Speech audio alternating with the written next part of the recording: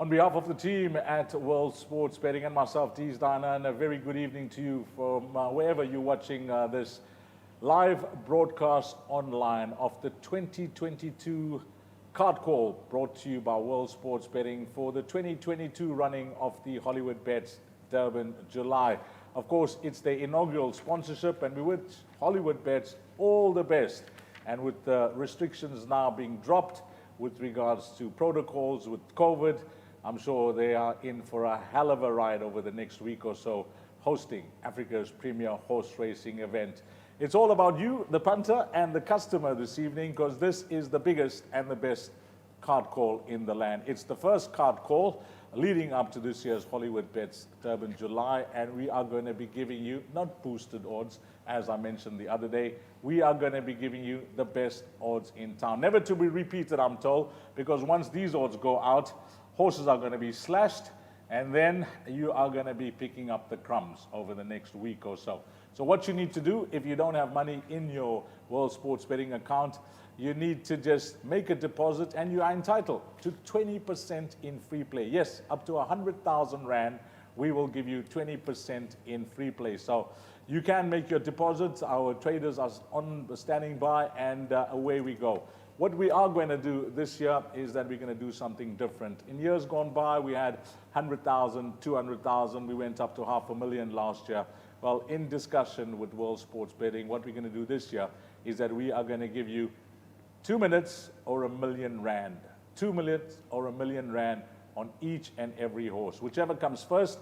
And once the 2 minutes lapses, we are going to do reduced odds. So, for example, if a horse is 20 to 1 as a boosted price, you may get 18 to 1 for the entire evening. But you want to get the best price, so you have to look sharp. We got our special guest that we're going to introduce as well. But before we get to our special guest, they've flown in a guy to take care of me, because I've messed up their book on many occasions where we just went mad with regards to boosted odds. So I'm not entitled to give any prices today. I got a sheet in front of me. Here it is. And there's no boosted odds. They're just giving me the current odds, and they say, no, Deez, you're not entitled. We're flying in our expert trader from Cape Town. His name is Hilton. He's going to be taking care of that. So, Hilton, welcome from Cape Town. How are you doing, my man? Thanks, Deez. Good to be here, to be looking after you, I must be honest. How is the book looking? I mean, how's your book looking? We now got the final field. We've seen the gallops. Has there been movement on your book? Yeah, Deez, it was obviously a very low-key start. But as the gallops have come and the final field's been announced, draws, jockey engagements, which was quite important, we're seeing a bit of momentum now. I must compliment you guys that prior to noms, etc., you guys had what you thought would be a field, and you had in excess of 70 runners. Yeah. Was there interest at that stage? Yeah, absolutely. Well, we were the first operators to price up on the race. You know, it was a bit of a risk, because you don't know if you're going to have anti-post, who's coming out, who's going, who's not going to run.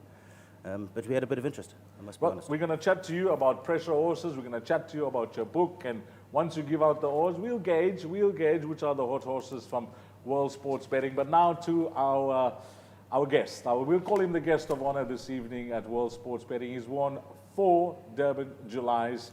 Of course, we all remember the mighty E.P. Tombi. He's won it with Grazin. He's won it with Bold Silvano. And one of my favorites was no doubt Igugu. He'll go down as a legend of the turf. He is the man that holds the record for the most Group 1 wins. He's an ambassador to South African racing on the international stage. And he's a Hall of Famer, I think internationally as well, on what he's achieved in his career.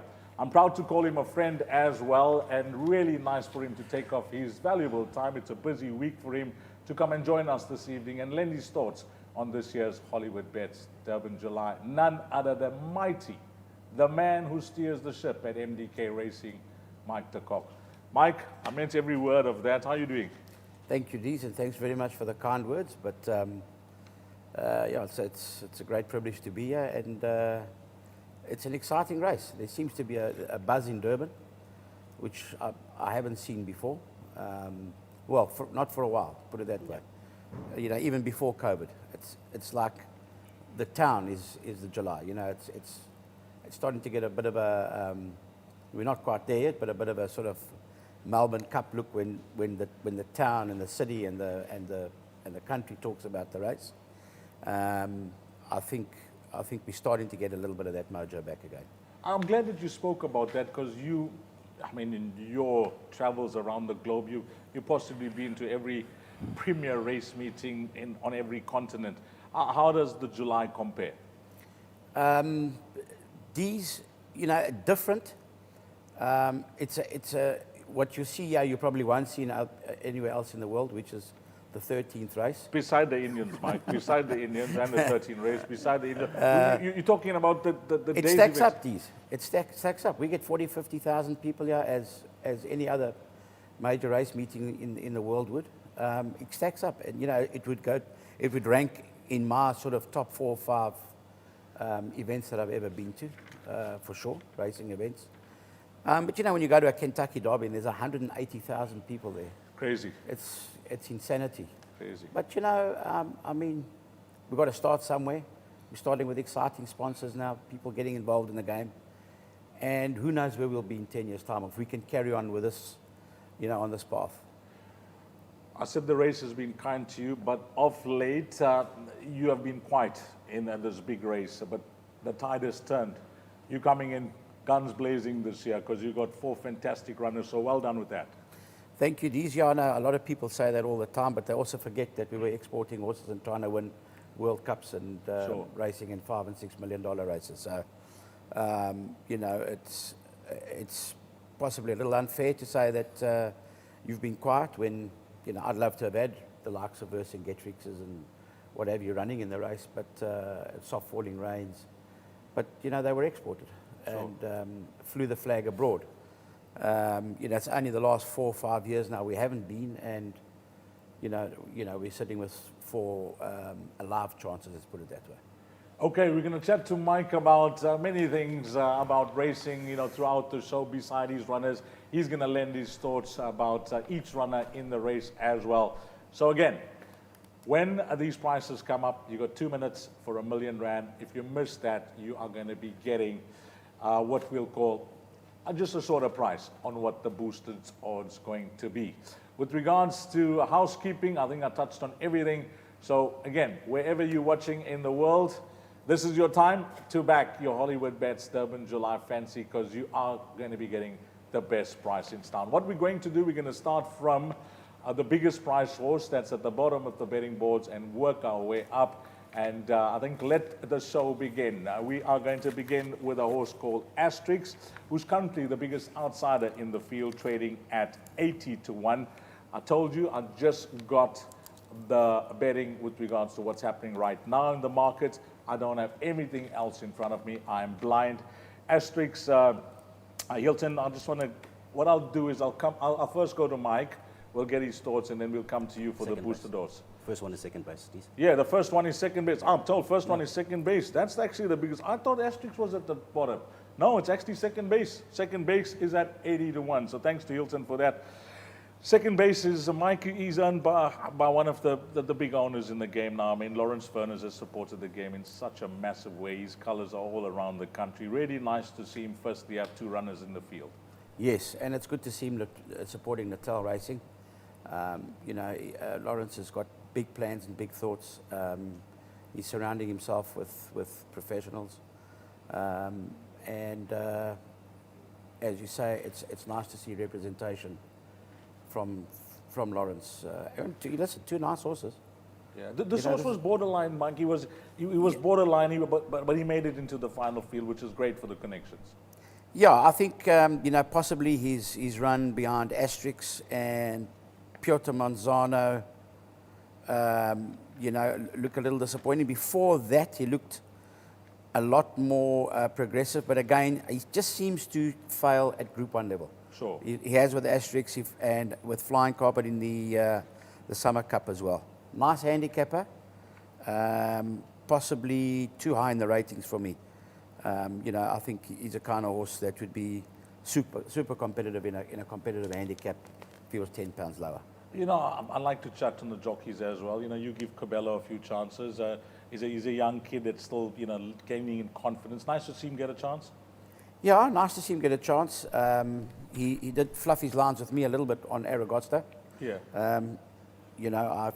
I actually made the change, but You know, I think he's learnt. Cabela's definitely trying. He's got an inquiring mind. Sure. He's open-minded. He's still young. He's going to get his chances. He'll win a July one day, hopefully for me. But you know, he's a kind of kid that I think is definitely on the up, and you can use with confidence. Yeah, he's a kid that's caught my eye as well. Cabello Matsunyane for Jon Janssen van Vieren, number 15, second base. What can you tell us, Hilton? I mean, this horse is at the bottom of the boards. Many are saying, how did he get into this year's Hollywood Bets Durban July? But he's in. He's there. He's got a ticket. He's got a powerful owner behind him. He's got a stable that knows how to get them right on the big day. He's got a young jockey on the back, but as Mike said, he's got a bright career ahead of him if he does things the right way. What price are you guys offering? 80 to 1, the current odds. Yeah, Deez, I think the market sort of feels exactly what Mark said. You know, maybe it might be a step too far. With that, we're going to kick off at 125 to 1. Yes. And just to confirm, it's a $1 million per price. Yes. So we're going to kick off at 125 for a minute. Then we're going to drop it down to 110 for another minute for another $1 million. Okay. What would that be a place? 25 to 1 a place. And how much you're laying of a place? Also $1 million. $1 million. Yeah. Well, that's it. Good question from Mike. We're suggesting wins, but what about the places? So it's $1 million on the You places pay 4 as well. places or 6? 4. For the next 2 minutes, you got 125 to 1 or $1 million, whichever comes first, and the places as well. So it's all up on the website, guys. I don't have that in front of me. We don't have a timer with us here in the studio. We're broadcasting it online, but you'll see it. Once the 2 minutes are up or the $1 million is reached, the odds will be changed. Our next horse is going to be Astrix, who is at 66 to 1. And things are going very, very well for the stable of Paul Peter. I say this because he had a plan. He had a goal at the beginning of the season that he wants to be, crowned champion trainer. It's all on track. He's around 4 million ahead of Justin Snate on the trainer's log. And he's had a wonderful season. Mike, you've been there, you've done that, champion trainer. It's a nice thing to have on your CV, isn't it? It's a nice thing to have in CV, sure. Yeah, definitely. It's an achievement. Yeah. With Paul, it's been a numbers game, but really nice to see him step up as well in feature races as well. Yeah, well, certainly this season he stepped up in terms of winning Group 1s. I think he's had a couple of Group 1 winners this season, and I think also they're buying a better quality horse.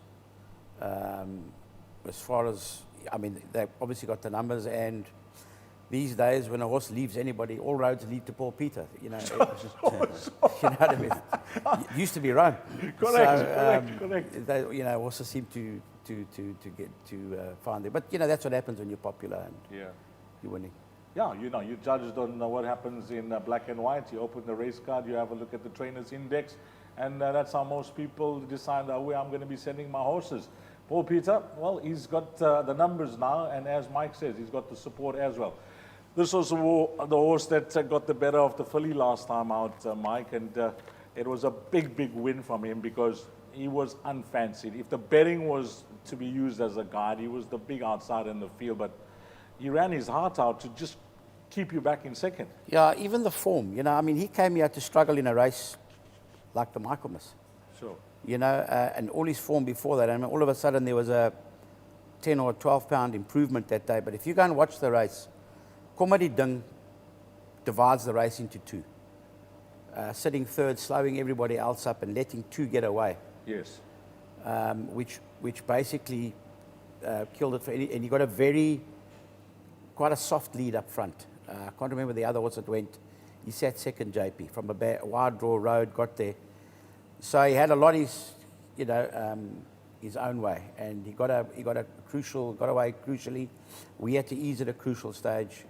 You know, it was his day. He got lucky on the day, and good luck to them. But he made drastic improvement. I must say, on form, there's no ways you could find him. There's a lot of horses had him held, and he was never competitive at this level. And you know, obviously won that day. But as I say, I think the race panned out for him very well. He's now up 10 or 12 points. I think it's 10 points. He's got his work to do. I'd say. You know, yeah, he's got a lot to do at the weights and at the draw.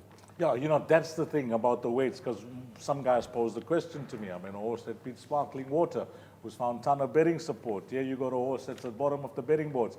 But as we're saying, he punched above his weight last time out. It's worse off at the weights this time around. Can he hold that form? What the betting doesn't think so, Hilton. You guys got him down at around 66-1 in the betting, but he's from a stable that's having a great season. And you get guys that punt jockeys, you get guys that punt trainers. And there'll be guys out there that will be punting trainers and looking to back a horse at a big price that could cause the upset if they are looking for one in this year's Hollywood Bets Durban July. He's the type of horse that I think will gather some interest on the betting market because of the stable he's from. 66-1, what's the odds? Yeah, Deez hasn't been too much interest at all, I must be honest. For like you say, for a trainer who's on the verge of winning the championship, he's going to be another huge surprise if he wins this race. Sure. So we're going to push him from 66, so we're going to offer 110, and then drop that down to 100-1. 110-1. If you want to back the champion trainer elect, I'll say elect because Justin may just have, you know, what I would call a late run, and may just be involved in a photo finish if everything goes according to plan in this year's Hollywood Bets Durban July. But this is a sizable lead turning into the straight. It's a furlong to go, and Paul Peter has got a sizable lead. And if you want to back the Peter yard, you are getting again, Hilton? 110-1. 110-1 on Astrix. We move on to Red Saxon, who's currently trading at 60-1, and we know that he is the winner of one of the legs of the Triple Crown up in Gauteng. And again, the unexpected, if the odds were anything to be judged by. And that day, wow, he ran his heart out under Julius Mariba. What a win from him. And I think, Mike, safe to say that he's the horse that possibly cost you the Triple Crown, because you would have definitely gone with Safe Passage there? No, well, he would have just been, would have just added to the heart attack because he actually got sick. So had he been in the field, he would have been scratched. Okay. So after winning, if he did win 2 legs, so that, you know, it doesn't really matter. Look, he's a smart horse. I'm not convinced about the trip. Yes. With him, I know he's out of a Casey Tibbs mare where there's a lot of stamina, and he also he's slightly in and out. But for me, you know, mile up to 18, I think a huge runner. Probably needed it a little bit last time as well, as knowing Joey, he would have freshened him up after the Derby. He's got to find 8 lengths with a kilo better off with Safe Passage. It's going to be a tough ask, and tough ask the distance. Nice for Rachel Vennicker to get a rider, First Lady, I believe. Is that correct? Yes, that is, and that's what I was going to touch on now. You know, Rachel Vennicker, the first female to get a ride in the July. You know, in the history of the race, it's never been done before, and she's the kind of girl that's got the imagination of the racing public, Mike. You know, the way she's gone about her business, the results that she's get, the mentor that she has in Michael Roberts. And she seems to be doing some traveling and getting results in other provinces as well, which is a plus. And you've used her a few times. I've seen, you know. I think once, yeah. I mean, I don't really, you know, not for any reason. I don't know Rachel at all. Yes. But you know, it's now. It's funny in Australia, you cannot believe how popular lady jockeys are, and they win a lot of races. Sure. One of their top ladies riders is Jamie Carr there. Yes. And I think Matthew and Robbie went through a stage for about 6 months that no male rider winner for them, only females. Yes. So they certainly are capable. They're very capable horse people, and obviously, you know, very brave. So it'll be nice. I mean, what are the odds of how many males she beats home? Correct. I mean, that is a head-to-head, Rachel, with all the male jockeys. That's a good bet, because if you take the odds of the runner that she is riding, Mike picks up a good point. She's 60-1 in the betting. That could be a nice bet. I mean, the guy should think about that. Hilton, put your head around, and Mike's coming up. He'll come up with more ideas. You know, as the evening goes, he'll come out with a few more. This Rachel Vennicker, right? What Mike is suggesting as a bet is that at a price, how many male jockeys would she beat on? So he's basically trying to say that Could there be a spread? could there be a spread on it? Could there be a spread on it? You guys do sports betting? Yep. Well, think about it. Maybe you Will guys do. can come up with something. Okay. Where would Rachel Finneker finish in the first half of the field, the second half of the field? Because you got the horse at 60 to 1. That could be something to think about. Maybe put it up. Maybe Siobhan and the guys in the background, they're listening to this. They can look sharp and possibly SMS you something during the course of the evening Let's to have a think. do with Rachel Finneker beside the horse that she's riding. But There'll be a Red lot of Saxon, sentiment in about, a lot of ladies will have bets. And correct, so- correct, 100%. It's just, it's just a bit of 100%. churn. But it's really nice. Mike mentioning that it's popular around the globe, but more importantly in Australia. But we wish her all the best. I mean, it's going to be a massive occasion for Rachel. And I chatted to her a few times. She's quite excited about the opportunity. And kudos to Joe Soma. He's given her that opportunity with Red Saxon. What you say, Hilton, this horse is, what I said, 60 to 1 in the betting, 60 to 1? Yeah, for the odd sentimental bets, these we're going to offer 80 to 1. No. We're Okay. speaking about Rachel Here we Finneker, go. first female. This is where I have to try my best now to try and help the guys are out there. Mike spoke so highly of female jockeys, etc. And he's proud as well that she's got the chance. Now there's somebody out there saying, well, it could happen. I'm not going to be taking 80 to 1 on it. Come on, 60 to 1 to 80 to 1. Many are making a no-hoper because they're just saying she's making history and that's it. But someone wants to back her, my man. Someone wants to back her. You can't give her 80 to 1. What are we going to give her? Will you be happy with 100? Yes, that's it. 100 to Yes. 1 it is. Now we're on a roll. Now we're on speaking terms. If I could reach You over... and I are, but Siobhan and I aren't anymore. Okay, 100 to 1. That's 100 to 1, guys, for Rachel Finneker. We managed to get you a proper stretch there, and that's thanks to Mike, not me. I'm just asking the question. Thanks, Mike. If you're a Rachel Finneker follower, you have to go thank Mike for that. 100 to 1. You're never going to get that. Never going to get that over the next week. 100 to 1 on Red Saxon. We move along to Puerto Manzano. Now, Puerto Manzano, incidentally, is our good friend, Reno Duplessis, who is the marketing man of World Sports Betting. And I know this because I speak to the people in know on the horse that he likes. And he likes this horse, Puerto Manzano. He likes a horse that's 55 to 1. Again, we're going to the Werner Silks. And a horse that's very good on his day. He's a horse that can surprise, but he is very good on the day. He's a consistent horse. You'll get a solid run for him. When I looked at that Hollywood Bets Durban July quartet for the main race, which they're estimating to reach 10 million plus, this horse gets my vote, Mike. I'll definitely be including him in the minor positions for the places. Well, sure. I don't know what his odds are, but I mean, if you're getting, what price is he? 55 at the moment. 55. So what are you getting? What's 12, the places on 14, 15 to 1. Yeah, 6 odds, but 9 to 1. I'm 9 to sure, 1. I'm 9 sure to Lawrence would tickle you up for a place here. Okay. This is quite a nice horse. He's on the improve. I think he's a progressive sort. He's obviously imported. Sometimes they take a little longer to really settle down in South Africa.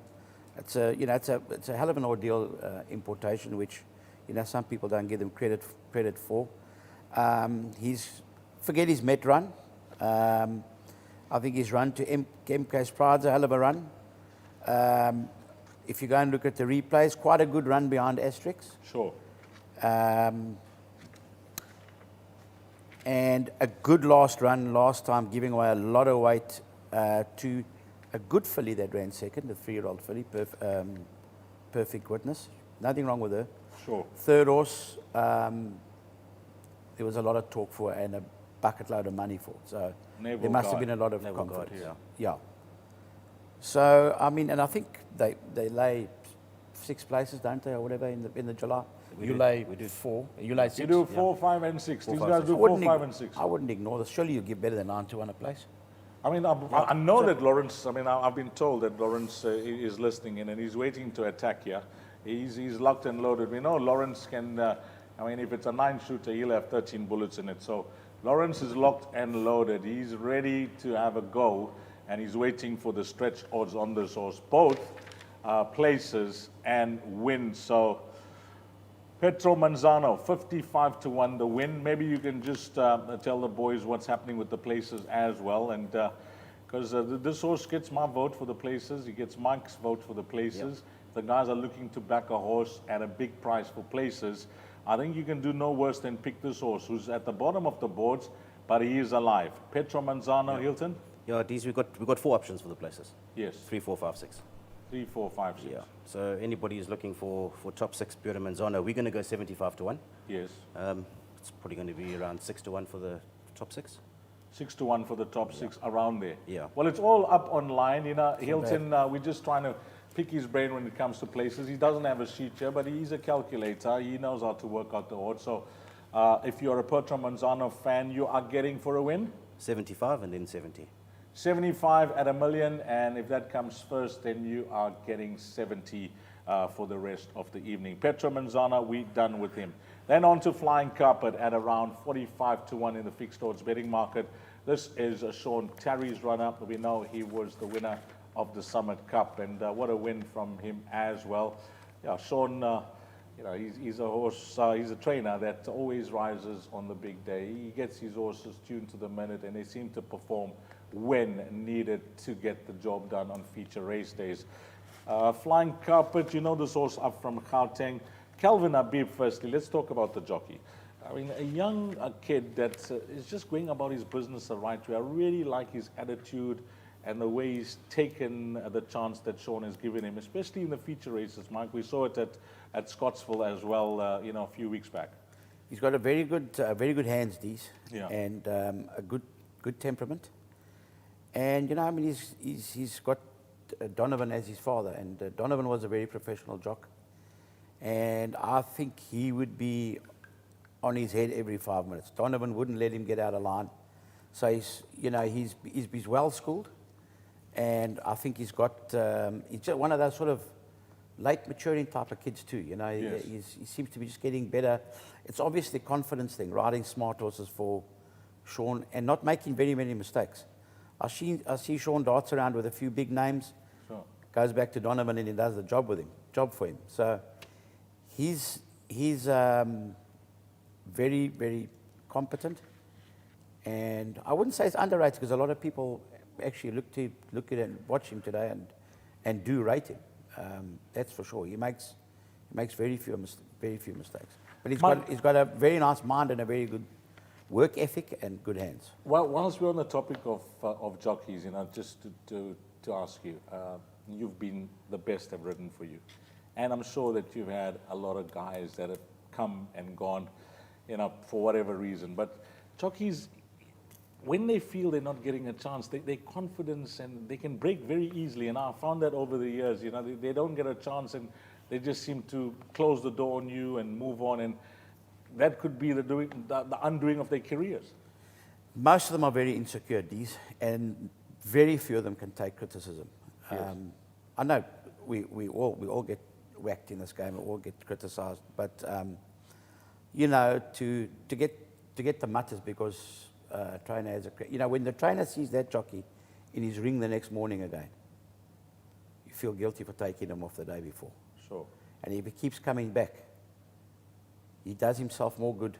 You know, when they stay away and sulk and talk, you know, a bunch of nonsense behind your back, they don't help themselves. Not at all, you know. So they will do themselves favours by just absorbing it, be back in the trainer's ring the next morning to face the music. That's when, for me, that's what sorts the men from the boys, the boys that can actually take it. It's a hard game out. You saw what happened in the last week. Yes. John Gosling fired Frankie Dettori. Sure. None of them are immune to being fired. Yeah. If Frankie Dettori can get fired, anybody can get fired. You're right. You're right. I mean, that just solidifies what you're trying to say. The reason I bring up that point is because And you make up and break up. You know Yes. what I mean? It happens all the time. Yeah, it's love and war. It happens all the time. But it's all about getting a chance and taking it, as we always mention on air as well, you know, taking a chance and trying to make it work. It's not going to happen all the time, but keep knocking on the door. I've done that as an agent. That's why I speak about it. You know, I just keep knocking on the door and knocking on the door, and the door closes, and I keep knocking. And take it on the chin, Deez. You have to. Take it on the chin. Take it on the Come chin. back to the ring the next morning. 100%. You will earn more respect from that trainer than you'll ever realize. But these guys, you have a little crack at them and they run away and sulk and carry on the social media. Where does it get them? No, sure. Because, I mean, the trainer's got the product and you're looking to ride.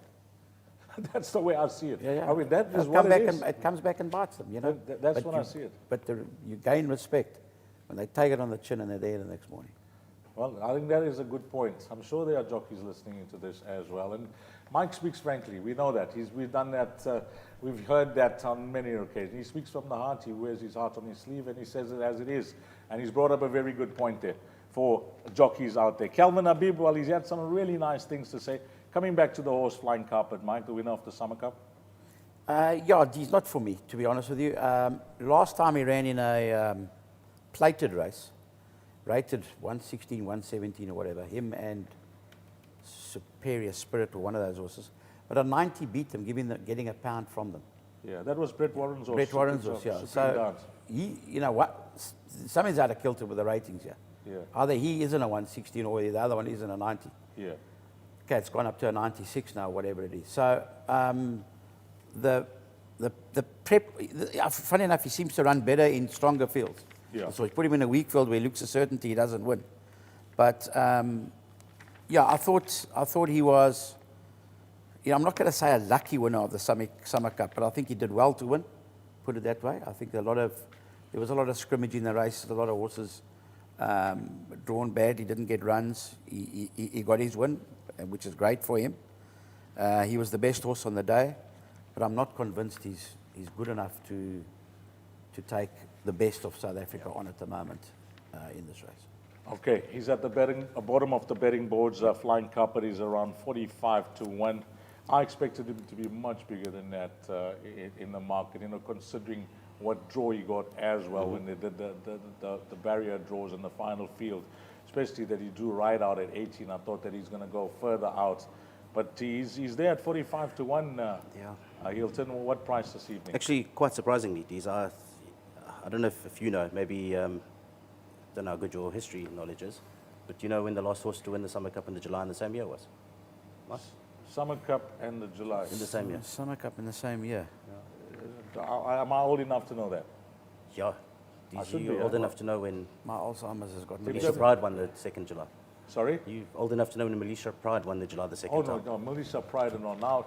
Now Hilton, you giving away your age. Hey, which horses? Tell us. Alpisha 1999. Is it? Huh? Okay. Was So, that, was that Robbie Hill and the It was, Woodrow? yeah. And he won it the other way around. So he won the July and then went to win the Summer Cup. Yes. I didn't even go back to look to see when the horse won the Summer Cup and then won the July the next year. I mean, it just doesn't happen. Which is a question that maybe Michael will answer. I mean, these races that guarantee you a run in the July. Yeah, I'm not Why? convinced about a few of them. Yeah, I think at the end of the day, it's the form when they do the final field. It doesn't matter that you could win a race. Yeah. And Yeah. Flying Carpet. Current form. Exactly. And the problem I had with that too sometimes is you're almost too scared to give a horse a run now. That's what I'm We're saying. the good old days where Absolutely. you could give a horse Absolutely. a run and that's, oh no, it runs third or run fourth and it's not good enough to be in. And yet something that may have won one of the win and you're in races, Yep. but he's trained off completely, they can still get a run ahead of you. Sure. Listen, I understand where they're coming from. They're trying to take a lot of the guesswork away. But I think there should maybe only be one or two races that are win and you're in, Yeah. but they must be closer to this race. Like in the season, yeah, or maybe take from Cape Town, Yeah. Joburg.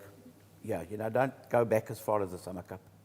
Well, it is by invite only. Whilst there is a log as a guide, and I think the top 7 horses automatically qualify, it is by invite. The panel sit down, they discuss it, and they give you an invite to run in Africa's premier horse racing event. What price are we getting on Flying Yeah. Carpet? Well, somebody thinks something on us, I think, Deez, because he's currently 45 to 1.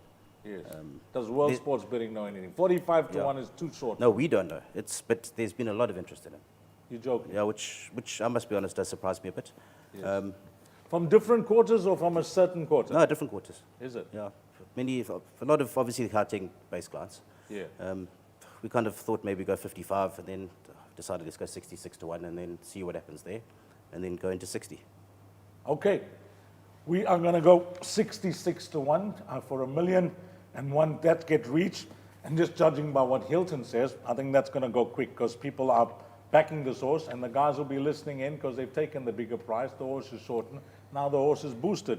So if you're waiting for Flying Carpet, 66 to 1, $1 million, and then 60 to 1 for the rest of the evening. We move along to a very interesting runner in the race called Bulgarian. Of course, he is the winner of this race, and he won that year where many say it was possibly, as Mike was saying, how to plan your runner coming into this race with regards to not getting him penalized and coming in at the right weight. That year, many latched on to that. This horse had the right credentials at the right time to win the biggest race in the land. When Bulgarian won what is now known as the Hollywood Bets Durban July, it was Vodacom then, he looked like he had the right profile that year, Mike. You know, it was planned to the T, executed and delivered. I think you summed it up properly there, Deez. He was teed up for the race. Yeah. He was one of those, and there are one or two of them here, well-handicapped old horses. Sure. Yeah. Where they better than weight for age with the 3-year-old. So the 3-year-old's got to be a good 1.5 to 2 or 3 pounds better than they actually are rated to beat these kind of horses with at the handicapping. This horse is prepped. Now he was a long layoff after last year's July run, and then they brought him back recently. He's had 2 runs, Mike. A horse that's been that long off. I don't know his issues. I don't know his problems. I don't want to comment. I don't know anything about it. I don't know anything, but he's had 2 runs now, Mike, and he's leading up to the biggest race in the land. They would have obviously assessed the way he's taken those runs, and now they've engaged a guy who showed his hand today. The guys are listening in today. If you missed racing today at Greyville, Pierre Stradom had his first ride back, and as Mike mentioned, they teed it up. They teed it up for the blonde bomber. He won on Nexus. He won the biggest race on the card. If you didn't watch it, go and watch it. It will be online. He won the KZN Breeders' Mile on a horse called Nexus. So they've introduced him. They've introduced him now. They said, Striker hasn't been here for X amount of time. We're going to introduce him to the racing public and show him that it's not about the horse being not fine, but we were worried about our jockey. He's fine as well. Nice to see him in... He showed good form today. I'm surprised, actually. You know, I thought especially when it's a hell of an effort. Yeah, when he was on an inside running rail and things got tight for him there. Yes. Yeah, I mean, he kept his stick in the right end. Fortunately, young Zaki straightened his up at the right time. Otherwise, could have got very tight down the fence there. But, Yeah. but it was nice to see him back. You know, Pierre's a popular figure in racing. He is. And he'll add a dynamic to the day, that's for sure. He showed well being. He got into a finish there. He had to get down and pump it out. I don't know how much he was blowing afterwards. No, he was fine. It took a bit long because they paraded the horse in front, so it gave him a bit of time to get his breath back. But in the interview, I mean, he couldn't blow out a candle. Well, he told me he's a natural. I don't know. When I asked him about his fitness, he said, don't worry about me, I'm a natural. So he's proved it today. No, So he did. good on him. For me, I'd like to have seen him prepped in Natal. Yes. Yeah. He's had two preps in Cape Town. He's had to travel. He didn't gallop here for whatever reason. I don't know. There must be a reason. His prep for this July isn't as good as his prep for when he won the July. And I think Yes, if Justin's honest with himself, he'd say the same, you know. Obviously, a top orbitor, well up in the weights on that win in those years, and not the same sort of prep. You know, he doesn't have the profile of the year he won. Sure. Let's put it that way. Sure. He is a horse that, everybody is umming and eyeing about. But I can promise you, there will be striker followers galore. This horse will be backed, regardless of the form, because Pierre is going to try and match Anton Marcus's record of having 5 winners in the race. He's on 4. Anthony Delpeche, we know he's retired. He was on 4 as well. But the man that holds the record is Anton. He's on 5. He's not riding in this year's Hollywood Bets Durban July. So Pierre's attempting to do that. And I heard in his interview today that he's attempting to get 10 more to get him to 5,500. So he's got a goal in mind that he wants to achieve. Really nice to have him back. And there'll be Pierre followers out there, Hilton. I'm almost certain. First question will be, you guys had the betting open today. We did. Did you have We the did. betting open? We You had did. the betting open the entire day. Yep. Was there any money on this horse after Pierre won today on Nexus? There was, Deez. There was. There was. As we suspected. Pierre Stradom, they were not worried about Bulgarian. They were going to see how well he was coming back. And the horse shortened. Yeah, there was more money on on Bulgarian from the 7th race today to now than there was for the entire run-up after You're we opened the joking. betting. No jokes. Like proper money. Proper money. You see, the man, as Mike said, you need these little attractions just to add spice to the race, and Pierre's certainly done that. What price now on Bulgarian? We've bought him into 30 to 1 Deez. What price was he prior to this whole show happening? I mean, the 7th race and everything today. He was around the 35 to 1 mark. And so he's coming to 30. Bought him into 30, and I'm sure at 45 to 1, there are going to be a few buyers. No, listen to me now, my man. The man's having his second run after a rest, after a lengthy layoff. He's on a horse that, as Mike said, we haven't seen here in KZN years. We don't know where the horse has galloped. The horse has had 2 prep runs in Cape Town. I'm giving you all the negatives here, brother. Would you back him, Mike? So that's a good question. If I was a sentimental punter, yes, but I'm not. Okay. I punt with my head, not my heart. Sure. I mean, Mike's just saying, I was a sentimental guy and I want Pierre to have 5. He's on a horse that knows how to win the race. He's won it before. He's on a stable that has won this race multiple times. It all seems to be fitting for this horse, but you guys are giving, let's make it 50. Can we make it 50? Let's add another 5 points for Mike's sentimentality. Okay, we're going to add another 5. We're going to make it 50 to 1. Bulgarian followers, Pierre Stratham followers, 50 to 1. Let's move along to the first of Mike de Kock's runners called Al Mutana. What a win from this individual in the Hollywood Bets Gold Challenge. He certainly showed his class that day, that he can turn on the jets when needed. But when you have a look at his form in black and white, and Mike's going to tell us a bit more about him. I like this horse from day one, Mike. I remember when he started off his engine, he started off it as an exciting horse, a horse to follow. He reeled off all those wins. But when I have a look at his profile in black and white, you're going to touch on it. Distance-wise, Mike, I mean, everyone will be questioning the distance. He seems to be best up to a mile in what we see in black and white. What type of feel he gives you? You wouldn't be running him here if you didn't think he'll stay. Yeah, the distance has got to be a doubt, Deez. I tried him once over the 2000, and again, that was behind Flying Carpet, where he was, I think, at level weights with Flying Carpet, if I remember correctly. But if you look at the replay, he didn't get the best of runs down the stretch. I felt if he had got a run down the stretch, I'm not saying he would have won, I think he could have been in the money. 2000 at Turfity. Tough. The only thing this horse has got in his favour is he's got a lot of guts and heart. He likes to lay off them, and he's got a kick on him. Yes. So he's a kind of horse we could ride for luck, and I wouldn't be shocked to see him in the placings, just because he's in such a good space. And we've seen in this race before, you get those really good horses, good milers. I'm trying to think of the horse that Terence Millard had, which was a really good miler. Came and won the race. Right prerogative, what? Because the right prerogative. Something, you know. Hilton, I think it was, yeah. And I remember him saying afterwards, Terence Millard, that a good miler can win this race. You know, if you've got that quality Group 1 horse. So he's definitely on the improve. He's in an exceptionally good space. You know, it'd be tough for him to win. I'm sure I get that. But again, you know, he beats Linebacker and the other was Jet Dark last time, and they've got to still give him weight. So still, you know, that's. I was going to come to that now. one out. I was going to actually come to that now. Let's not start on handicapping these. No, we're not going to complicate. The guys are waiting to back their horses. They don't want to be complicated with numbers and maths and trying to work out the algorithms and everything here. What we're going to do is we're going to speak about the horses, and we're going to try and give you some form analysis, but the way Mike sees it, you know.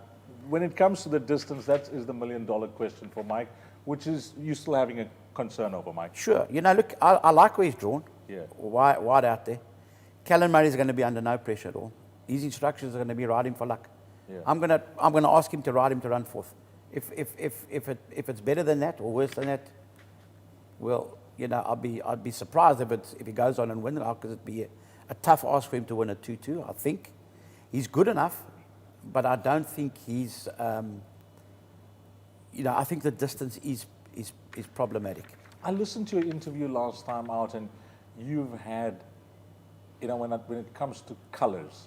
Now I don't want to bring names. When you've had colors in your stable, you've had some massive colors in your yard, Mike. And you mentioned in your interview this is one of the last horses in these colors. It's his last and only horse. Well, the Shadwells, the Lake Shake Hamdams horse with me. And in fact, Angus had been telling me to sell this horse from months ago, and I said to Angus, I used him. I was going to use him as Malmusa's lead horse. Yes.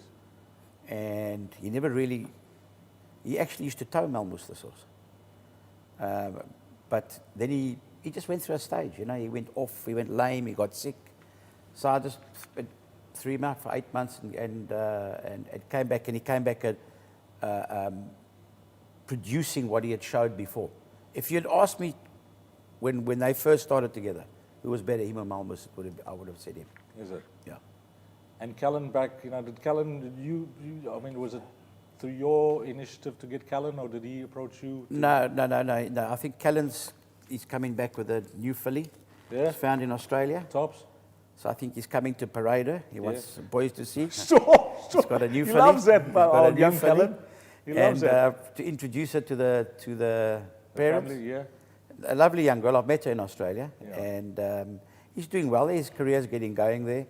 His confidence is growing. Yeah. And he's ridden this horse. And he was going to be on a holiday anyway. Sure.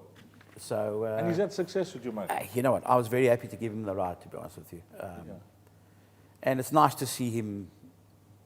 You know, he hasn't forgotten his roots. He hasn't forgotten South Africa. Yeah. Yes, he's moved on for his career's sake, as many will. But it's good to have him back anyway. Yeah, he's a nice kid. He's a nice kid, young Callan. He's a nice, clean-cut kid, hard-working. Yeah, hard-working kid who's bringing the filly to show mommy and daddy. Okay, Hilton, this horse, Al Mutana, Mike has his concerns about the distance, but there's some, you know, the reason I like doing this show is because beside the form in black and white, there are people out there that are looking for signs. Shadwell, say last runner here. Callan Murray, back from Australia. He may have followers out there that when he left, you know, punters would have said, Al, you know, that's my jockey who's left. He's back for the premier race. They are looking for telltale signs. What price this horse? But Deez, something else interesting is that this is the first horse that we're going to go down the list. Yes. That's going to have a question whether he's going to stay. Yes. Okay. But if you look at this final field, who's going to make the pace?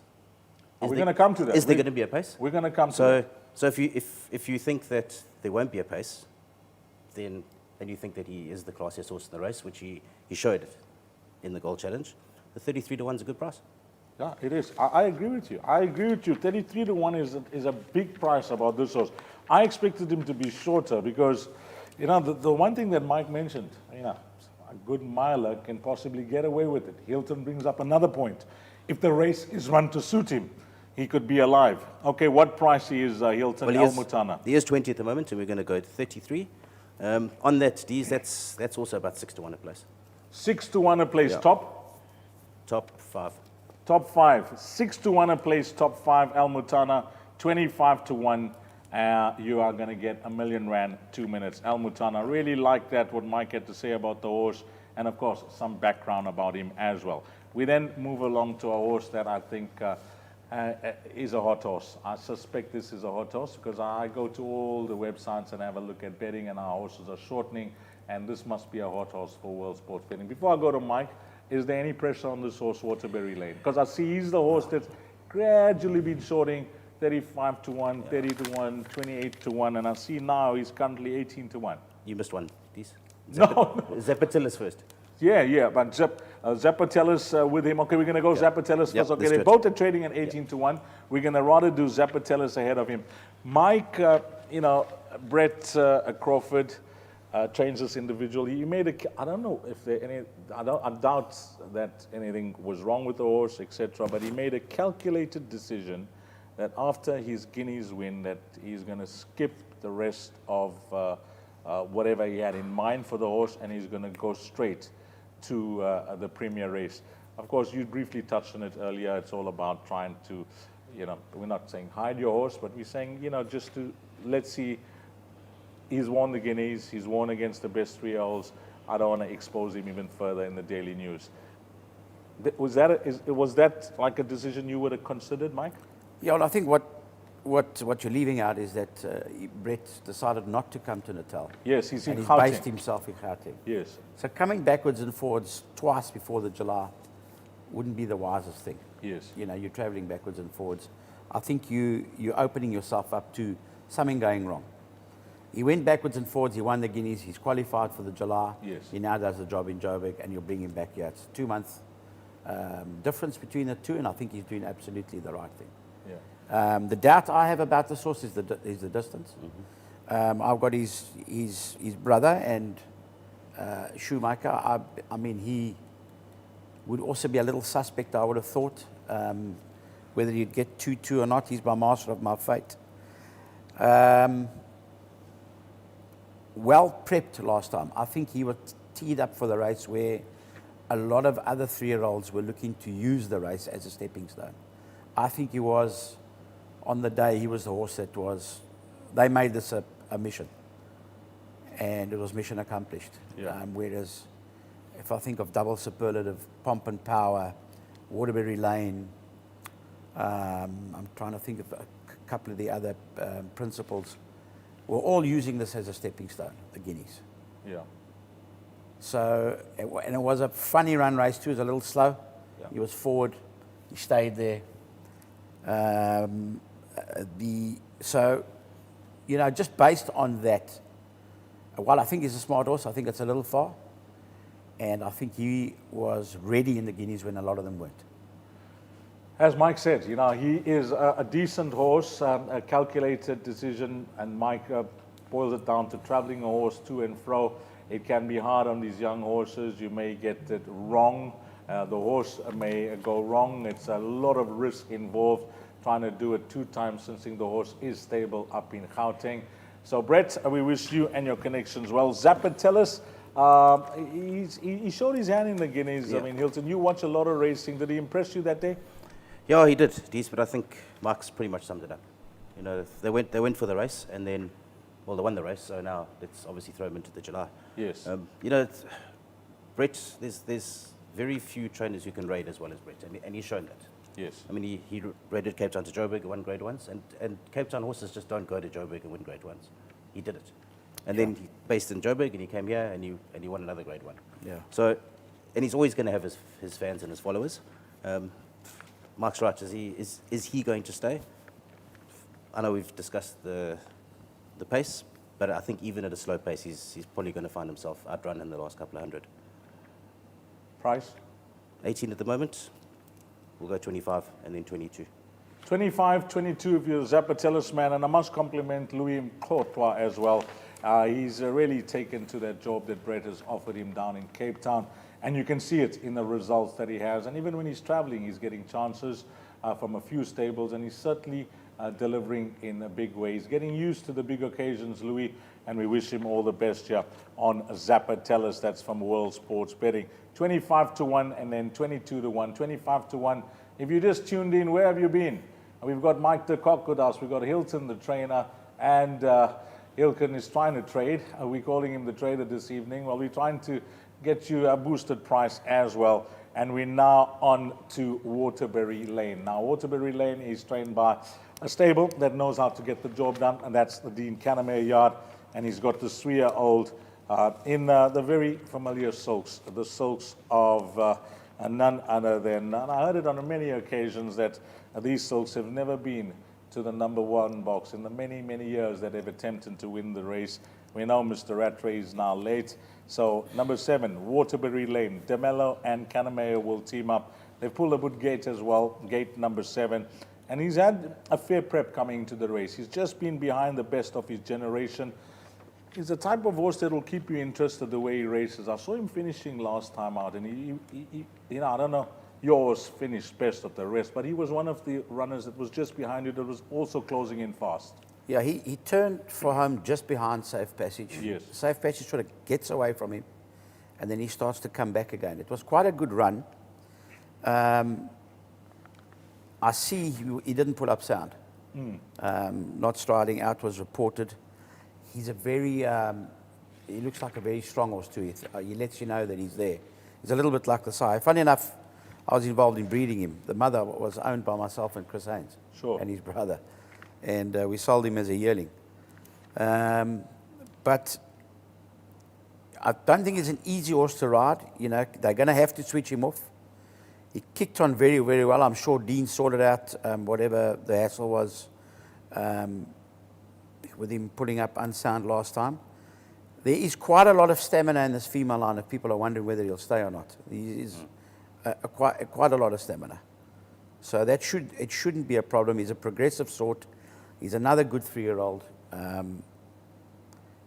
in a good space at the weights. It wouldn't shock me to see this horse arrive. He's only got to find 2.25 lengths. And a stable that knows how to get them right. A stable that knows how to get them fit. As I say, the one little question mark for me is going to be the fact that he didn't pull up sound after his last start. So, maybe he's got a niggle. But I don't think Dean would be running him if he hadn't have got him right. And you've got Keegan DeMello, who's hot at the moment as well. Hot. Yeah. Good job. Boy, that's turned his career around. And a good mind on him too. Sure. Waterbury Lane, positives and negatives. If you're a Kanamea follower, you're looking for this horse. If you're a DeMello follower, you're looking for this horse. And maybe you're thinking out the box and saying, well, these rat race silks, they've been around for a long, long time. Could it be their year? Well, it could be. Number 7, Waterbury Lane. What price, Hilton, before we go to the boosted odds? Deez, it's currently 18 to 1. Yes. There's been a lot of money. On your book? Yeah, a lot. If you think that in the daily news that the 400 to finish times of Safe Passage and Waterbury Lane were almost identical. Yes. Yeah. So they, like Mike said, they took off sort of 2 lengths apart and they finished 2 lengths apart. So, if you're looking at Safe Passage, which we'll get to, is currently around 4 or 5 to 1 to win, and you go Waterbury Lane, that's 4 or 5 to 1 a place. It's very lopsided, and I think that's where the clients are seeing the value, and they obviously think that if maybe Safe Passage wasn't 100%, maybe Waterbury Lane wasn't either. And like you said, he didn't pull up sound. If he's right on the day, there's no reason to say why he won't stay and why he can't win the race. So if they took off together, correct. they virtually would have absolutely. finished together. Yes. If you look at it. Yeah. These boys are bringing up a good point here because we all watched that finish and Safe Passage, I thought tremendous ride as well, but you have to give the same kudos to the jockey on Waterbury Lane because as these guys are mentioning, there wasn't much. The gap didn't widen, it didn't shorten, it basically stayed the same the way they read the race. So one's at what price, Hilton? Currently 18. And the other at the top of the boards at around 3.5. Is it 4 to 1, yeah, 4 to 1. 4 to 1. Safe Passage 4 to 1, 18 to 1 about Waterbury Lane. These guys think, well, that could be a discrepancy. If you're backing a horse to win at 4 to 1, why don't you back Waterbury Lane? And he's got a kilo and a half now. Kilo and a half in his favour. favour as well. Which is What he was nearly beaten by. Yeah, it was nearly a length. Well, it's a length and change. Yeah, it is. The weight turnaround. Puts them on top of each other. It puts them on top of each other, Mike says. Mike says it puts them on top of each other. One's 18 to 1, the other one is 4 to 1. That's why we have these discussions.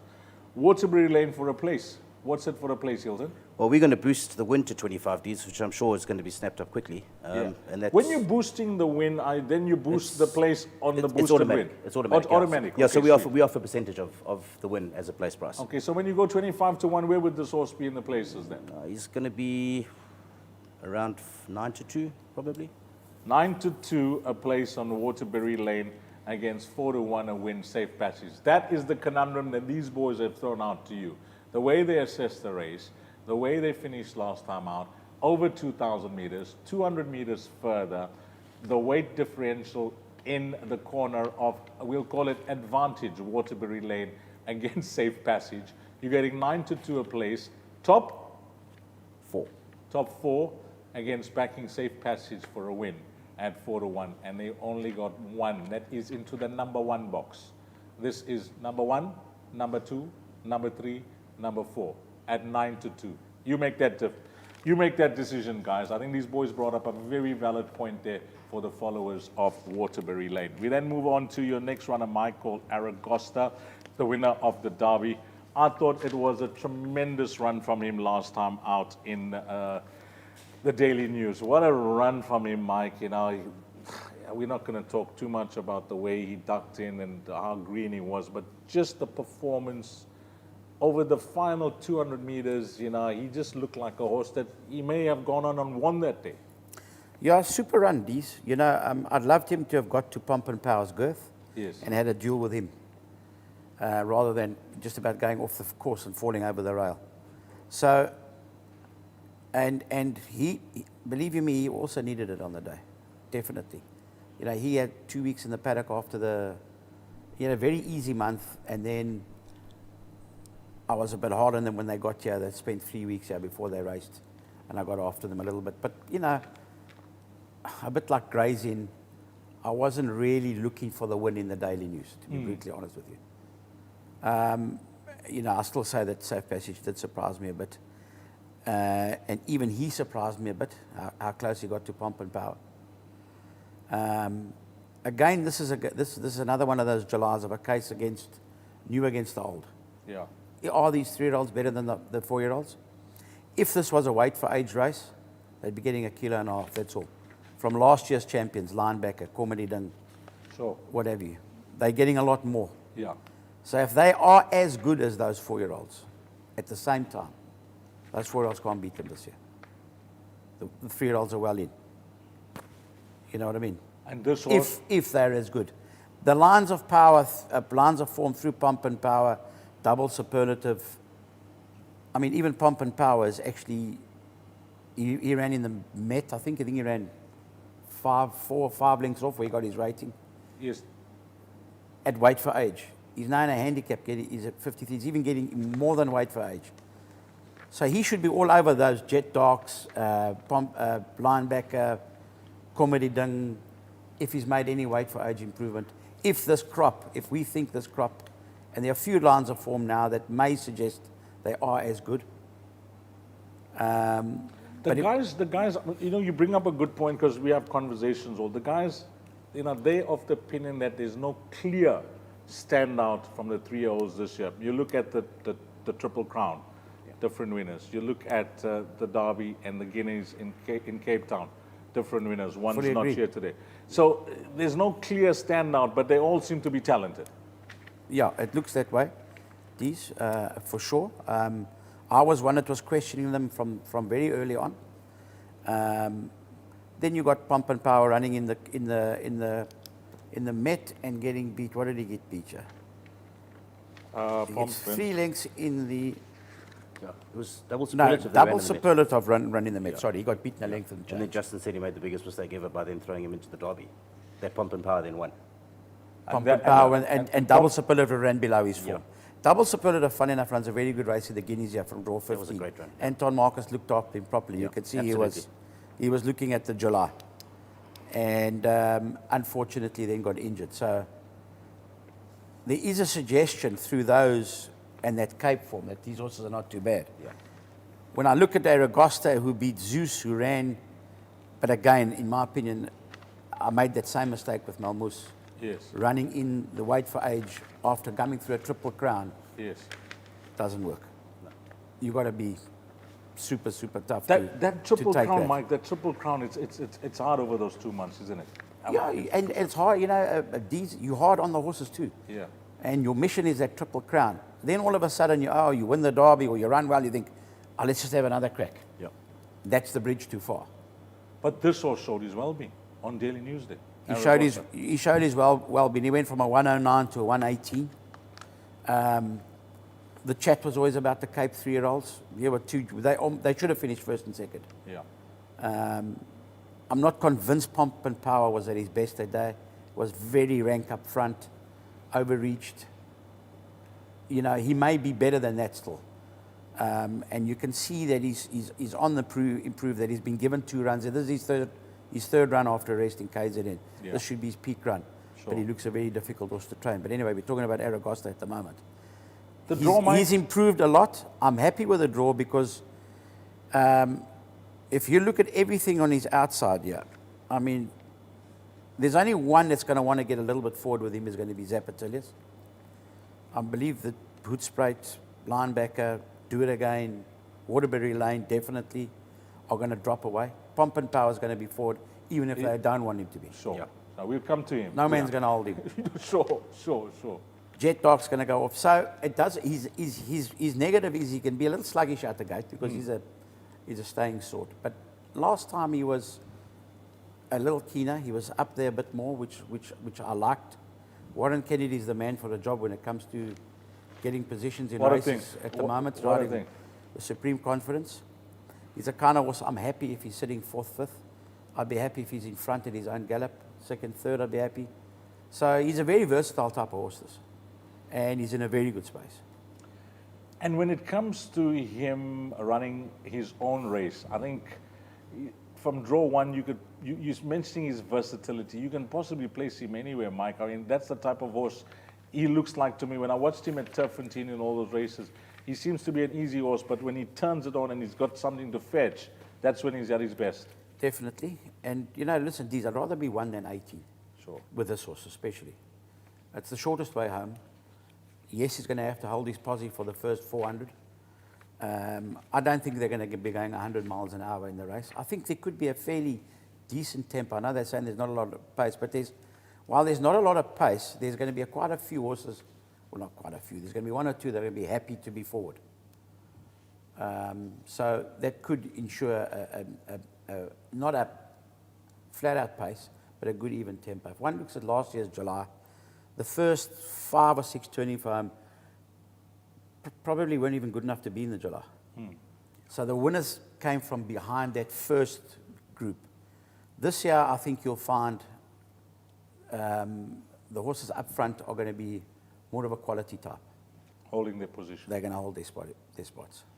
Mike brings up some great points, and we've got some time, so we're going to talk about a few other things, because I want to pick his brain about the race itself, because we know that a lot depends on luck when those gates open. You can do all the work back home. You can have the horse polished to the tee. You can have your driver out, but you can hit it out of bounds very quickly once those gates open, because this is a race that a lot depends on luck. But we'll speak to Mike about that when we come to a few of his other runners.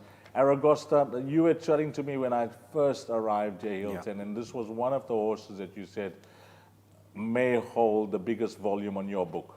Yeah, after that, the Daily News run, you know, as Mike was saying, he obviously wasn't 100%. So when he tired, he obviously drifted in, which cost him a length or 2. Sort of very much along the lines of how Rainbow Bridge used to run at Greyville. I mean, that cost him feature races. So I'm sure he doesn't have a problem, Mike. But if he's 100% fit, he's going to stay straight. And there's 20 horses in this race, so he might not be looking for company, and he might be able to get his head in front. He's got the champion jockey-elect. He's got a champion trainer. We've introduced Mike. We've given you his record in this race. We've given you his record as a trainer. He's got the draw, which is Mike is happy about. He's a horse that can hold his position. He's a tough horse. He's a strong horse. Mike mentioned, I had a look at the horses that are drawn out on the side of me. I don't see much pace from there. I think he can have it his own way from grade 1. There are lots of positive. Mike, he's a horse that you are expecting, obviously all 4 of your runners, you're expecting good things for them, but on his progress from his last start to now and what you've seen of him, he's the type of horse that you would advise a guy who likes the horse in black and white to have a go with your preparation. Yes, he's done well. He's improved. He's made the improvement expected. If you look at his form with safe passage, he's 2.5, 3.5, 2.5 behind him. He's 1.5 kilos better off. Every time he ran with safe passage in those races, he was never really 100%. He was sort of prepping. And after the Classic, he was sort of sick. He was on antibiotics for 2 weeks. He just peaked just before the Derby.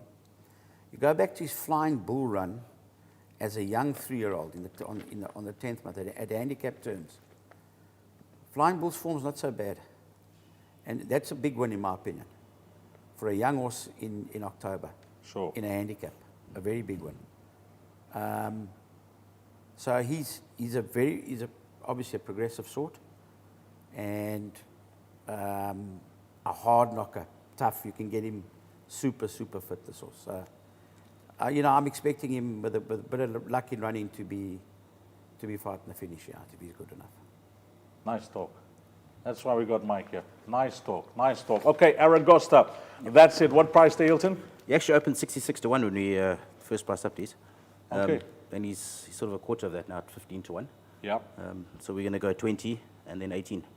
20 and then 18 for Aragosta. As we move along to Jet Dark, a dual Queen's Plate winner. That's Alomaran's Queen's Plate. Yeah, he hasn't disgraced himself when they put him over further. You have a look at his World Sports Betting Met run. You have a look at his runs here in KZN as well. I mean, I'm talking about Champions Cup, etc. He's a horse that people say he's a superb miler. Last time out in the Gold Challenge sponsored by Hollywood Bets, he was flying. He was absolutely flying at the death. He came from last. And he's a talented horse, a Jet Dark. Many are saying distance-wise we can't see it. I think Mike's hit the nail on the head when we spoke to him about a good miler winning this race. And if things go your way on the day, you could win this race because you got a horse that can turn it on. He's an exciting horse, Mike. I like this horse, although he's when it comes to weight, many are saying he's got a very tough ass. But what you think of him? He's a horse that he just keeps you interested. Regardless of the weight he's carrying, he's a horse that just keeps you interested. The proper horse, Deez. Yeah. Very talented. I get that there's a slight question mark, and it would be a slight question mark over the distance. He's a 1 at 2,000. Was it? He won at Group 1, yeah. Is it 18 or 2,000? The Champions Cup. Champions Cup. 1800. Is it 1800. It was an 1800, right, Cup. that's right. So, and he ran well in the Met. He just got run out of it by Cormedidung. Met's an easy 2,000. Yeah. That would be the only negative for me for this horse. Otherwise, on class and quality, he's a massive runner. Again, I come back to, if the 3-year-olds are better than this crop, Yeah. then he can't give them 7 kilos and 6.5 and win. But if they don't stack up, then he's got a chance. But a very, very good horse, very talented. Like the Mutana, there's going to be a question mark over his trip. Not a question mark over his ability. He's had a nice prep, 3rd run, flying at the finish last time. In fact, I think him and Mutana turned for home. He was just behind him. He was behind him. Yeah. He was definitely behind He went down the inside, Side, didn't and get you the went to the middle clearest of of runs. Sure. We got the clear run down the outside. So, and he's got to still give me 2 kilos. Yeah. And, so we've got the 2 kilos in hand with him. Trip, that's all I'm going to say here. Quality horse. Quality horse, quality rider. Bernard Fed Up won this race as well. Who can forget winning it on a top weight as well? Manaresco, that was for the first female trainer to ever win the race. That was Candice Bass Robinson. So number 9, Jet Dark. What price we got, the Hilton? These, there's Mutana, Jet Dark, and Linebacker. All 3 ran in the Gold Challenge. I think this century, there's only 1.5 winners of the Gold Challenge that have come out to win the July. It was Dance's daughter, who did Heat at the Pocket Power in 2008, and then do it again in 2019. So if anybody's looking at sort of prep races and how one race affects the July, there might be some question marks. It's twice in a century. It doesn't happen too often. Doesn't happen too often that you win the Gold Challenge and you go on to win the Premier race. Jet Dark 14-1. What you guys offering? You gave the negatives now, Hilton. You have to give the price. These are we're going to push out to 18-1. Yeah, that we're going to get 20-1. Let's get 20. You've given us all the negatives. The history is against this horse. All right, 20-1 for the Gold Challenge run. 20-1. 20-1 if you're a Jet Dark man, if you're Bernard Fader man, and you think this could be the right horse of the Snake Runners. 20-1 Jet Dark. Then we move along to last year's July winner. Cormedidung went on to win the World Sports Betting Met. He's an exciting horse. Just calling out his name makes you excited. He's trained by Michelle Ricks and, of course, Harold Crawford. Well done to Michelle as well, adding her name as the female to winning this prestigious race. He's done an outstanding job. His owner is a character as well, Ashwin Reynolds. And Gavin Larena, this horse has done him huge favors when it comes to his CV, putting the July and the Met on his CV. He's a horse that they tried up in Gauteng, Mike, it was obviously something that they tried to do to win in 3 provinces, winning here in KZN, a big race, winning in Cape Town, a big race, and then it was nice. I mean, they took the plunge, they tried to do it up in Gauteng as well, and that would have really, I'm not saying that it didn't dent his reputation in any way. They tried to do it, but it didn't go according to plan, did it? Yeah, look, it's very tough to go all 3 centres, and you're also training on different training tracks all the time. Yeah. You know, horses may lose their form, they don't lose their ability. Sure. So, yes, you know, he didn't fire. Again, I say coming into this race, he doesn't come in with the same profile he did last year. I tipped him to win last year. I thought he'd win it. Yeah. And he came, I liked his prep last year. It was a good old-fashioned prep. And his prep this year is not the prep it was last year. And he's got to give a horse like Linebacker, who I think has had a really good prep, 1.5 kilos. And there's not more than a half a length between the two of them on all known form. So that's got to put it in Linebacker's favour. Linebacker's drawn 4, he's drawn 13, doesn't worry me too much. But yeah, you know, just on the fact that he hasn't got the same profile as last year. These gallops I can't that we have it. watch, it's a fantastic thing. I mean, it's part of the build-up to the premier race. We watch it, you show the horses off in the parade ring, you can actually go to the back of the parade. If you haven't been to the gallops, the horses are saddled in the saddling enclosure, they come into the parade ring, they walk around, then they leave the chute, and it's exactly the vibe of a race day, just that you may be galloping yourself or you may be galloping with a stable companion. You get onto the track, and it's really an exciting build-up. The atmosphere is there, and I must say this year, with all that's been happening prior to this with COVID and restrictions, it was really encouraging and promising to see so many people on course.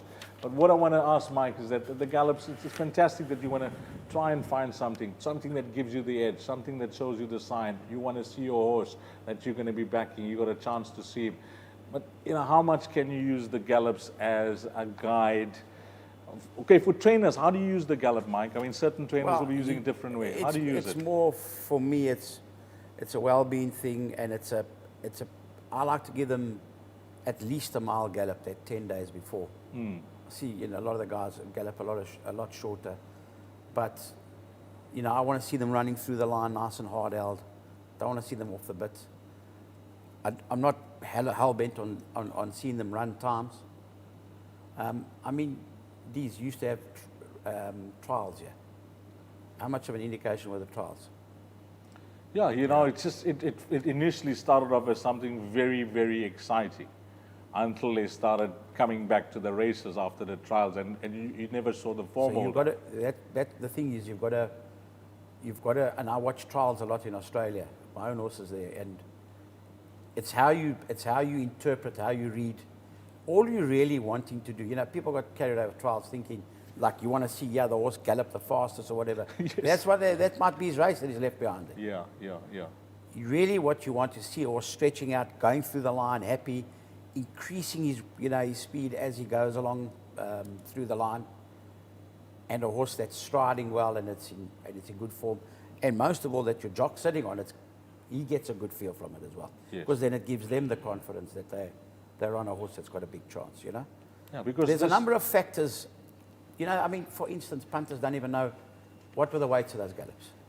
How do you know that Aragosta may have had 70 and Safe Passage may have had 55? You don't know these things. In the gallop, sure. You know, if we want to do those things, then we must do them properly. Set weights, you know, like the trials. You don't know those horses. We're not trialing with 70 and another one with 50. Correct. Also, you know what I mean? Most of the time, you don't know who they're galloping against either.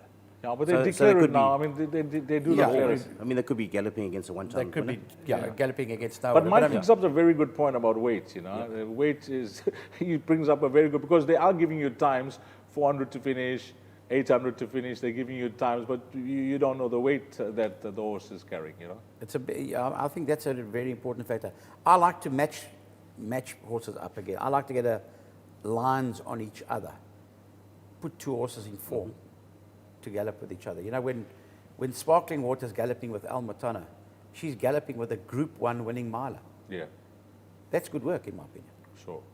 You know what I mean? If she can sit next to him and go well, that's very good work. If Safe Passage and Aragosta, coming off a Group 1 win and a Group 1 third, can sit next to each other and pull each other along, that's great work, isn't it? Yeah, you know, that's absolutely.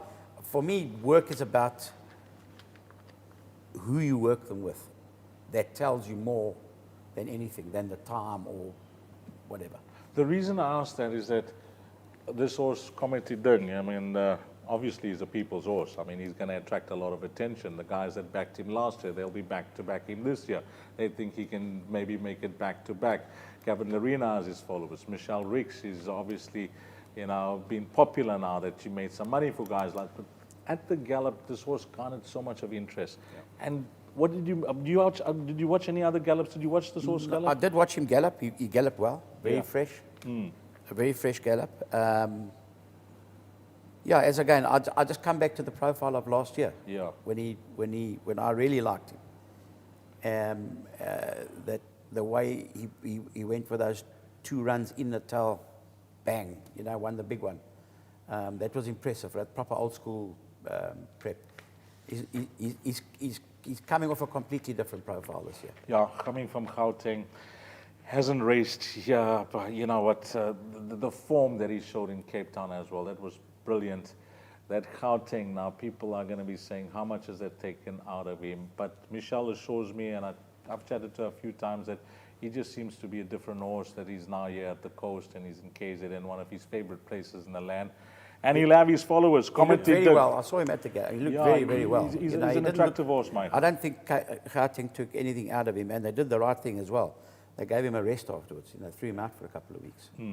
So they've done, you know, everything right to bring him back to his best form. And, you know, again, he's obviously at home here in Natal. He's enjoying himself, and they know exactly how they trained him here. It's very different also, training in Joburg. You know, it's you know, not only is the horse adapting, so is the trainer.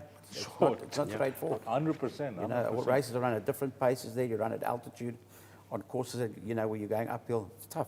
It's tough traveling horses, and who better to know than Mike? I mean, he's been around the world with horses. So, commented in 14-1. What we saying? These yeah. To be honest, the punters went very cold on him. Yeah, after his after the gallop. After his Gauteng campaign.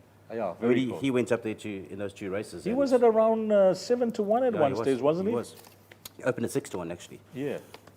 Yeah, on paper he was slung in, and they basically thought he was going to go there and clean up 2 grade 1s and then come down to the July, and as you know, he failed.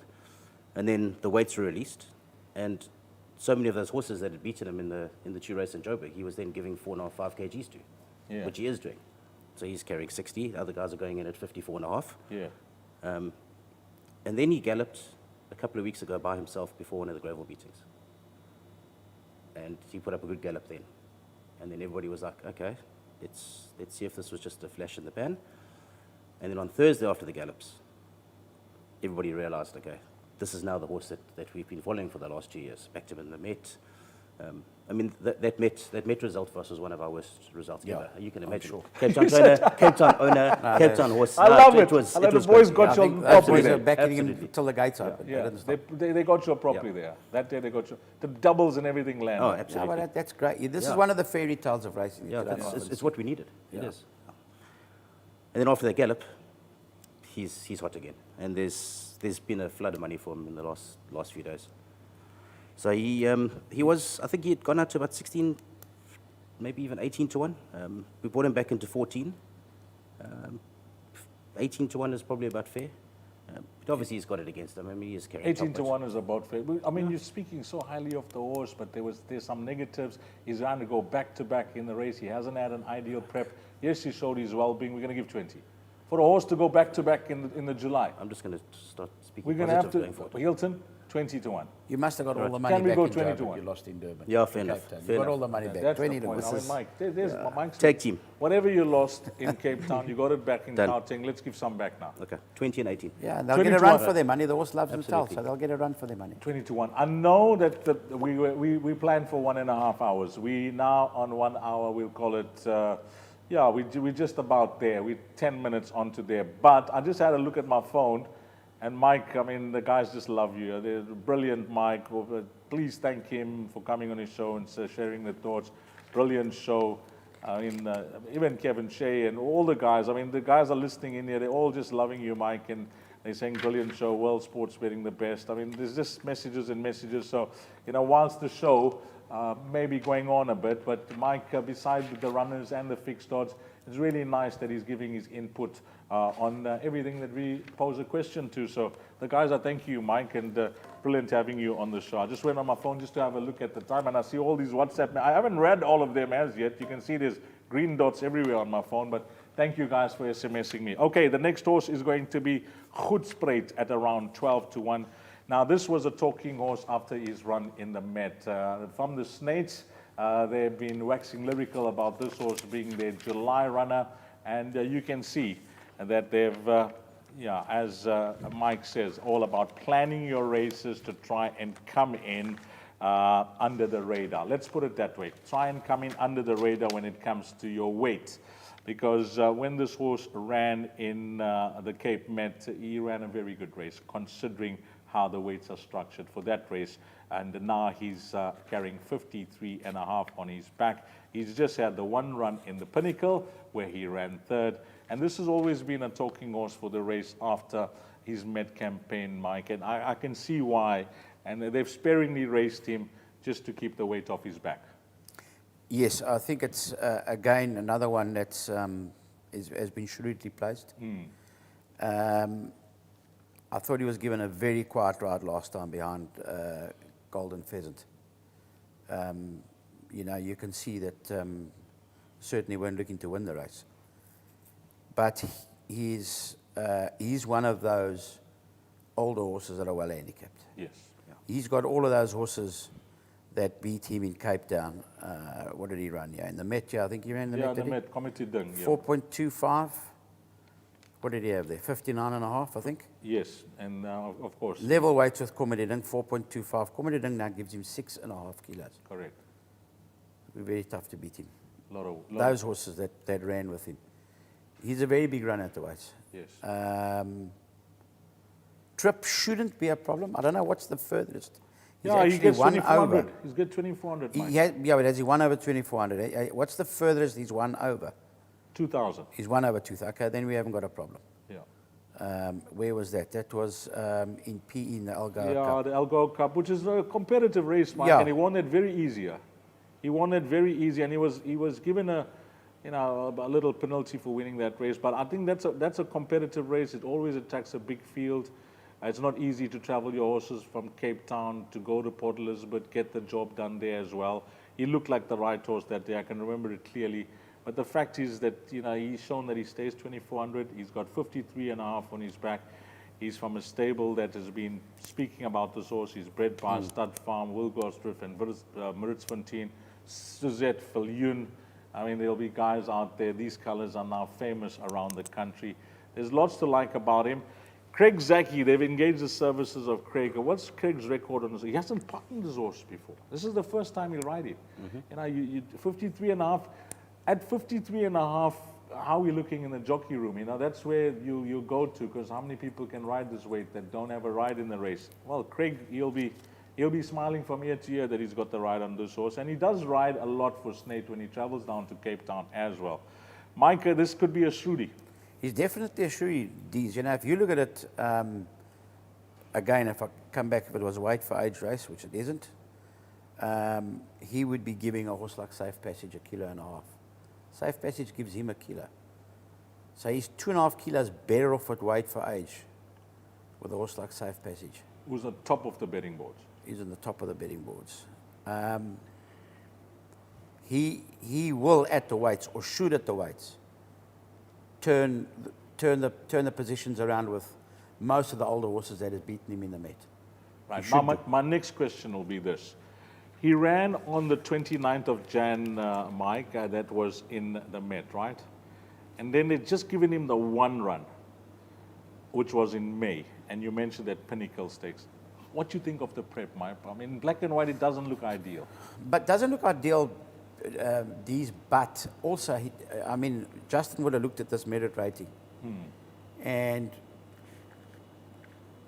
as I mentioned earlier on, it's hard to hide a horse and still keep its rating, because you hide it too much and they say, oh, no, it's not good enough, it can't run. Yes. Whereas you thinking, geez, like, I've got this race sewn up. Dunford was another one, if I remember correctly, that was quite shrewdly placed coming into the July.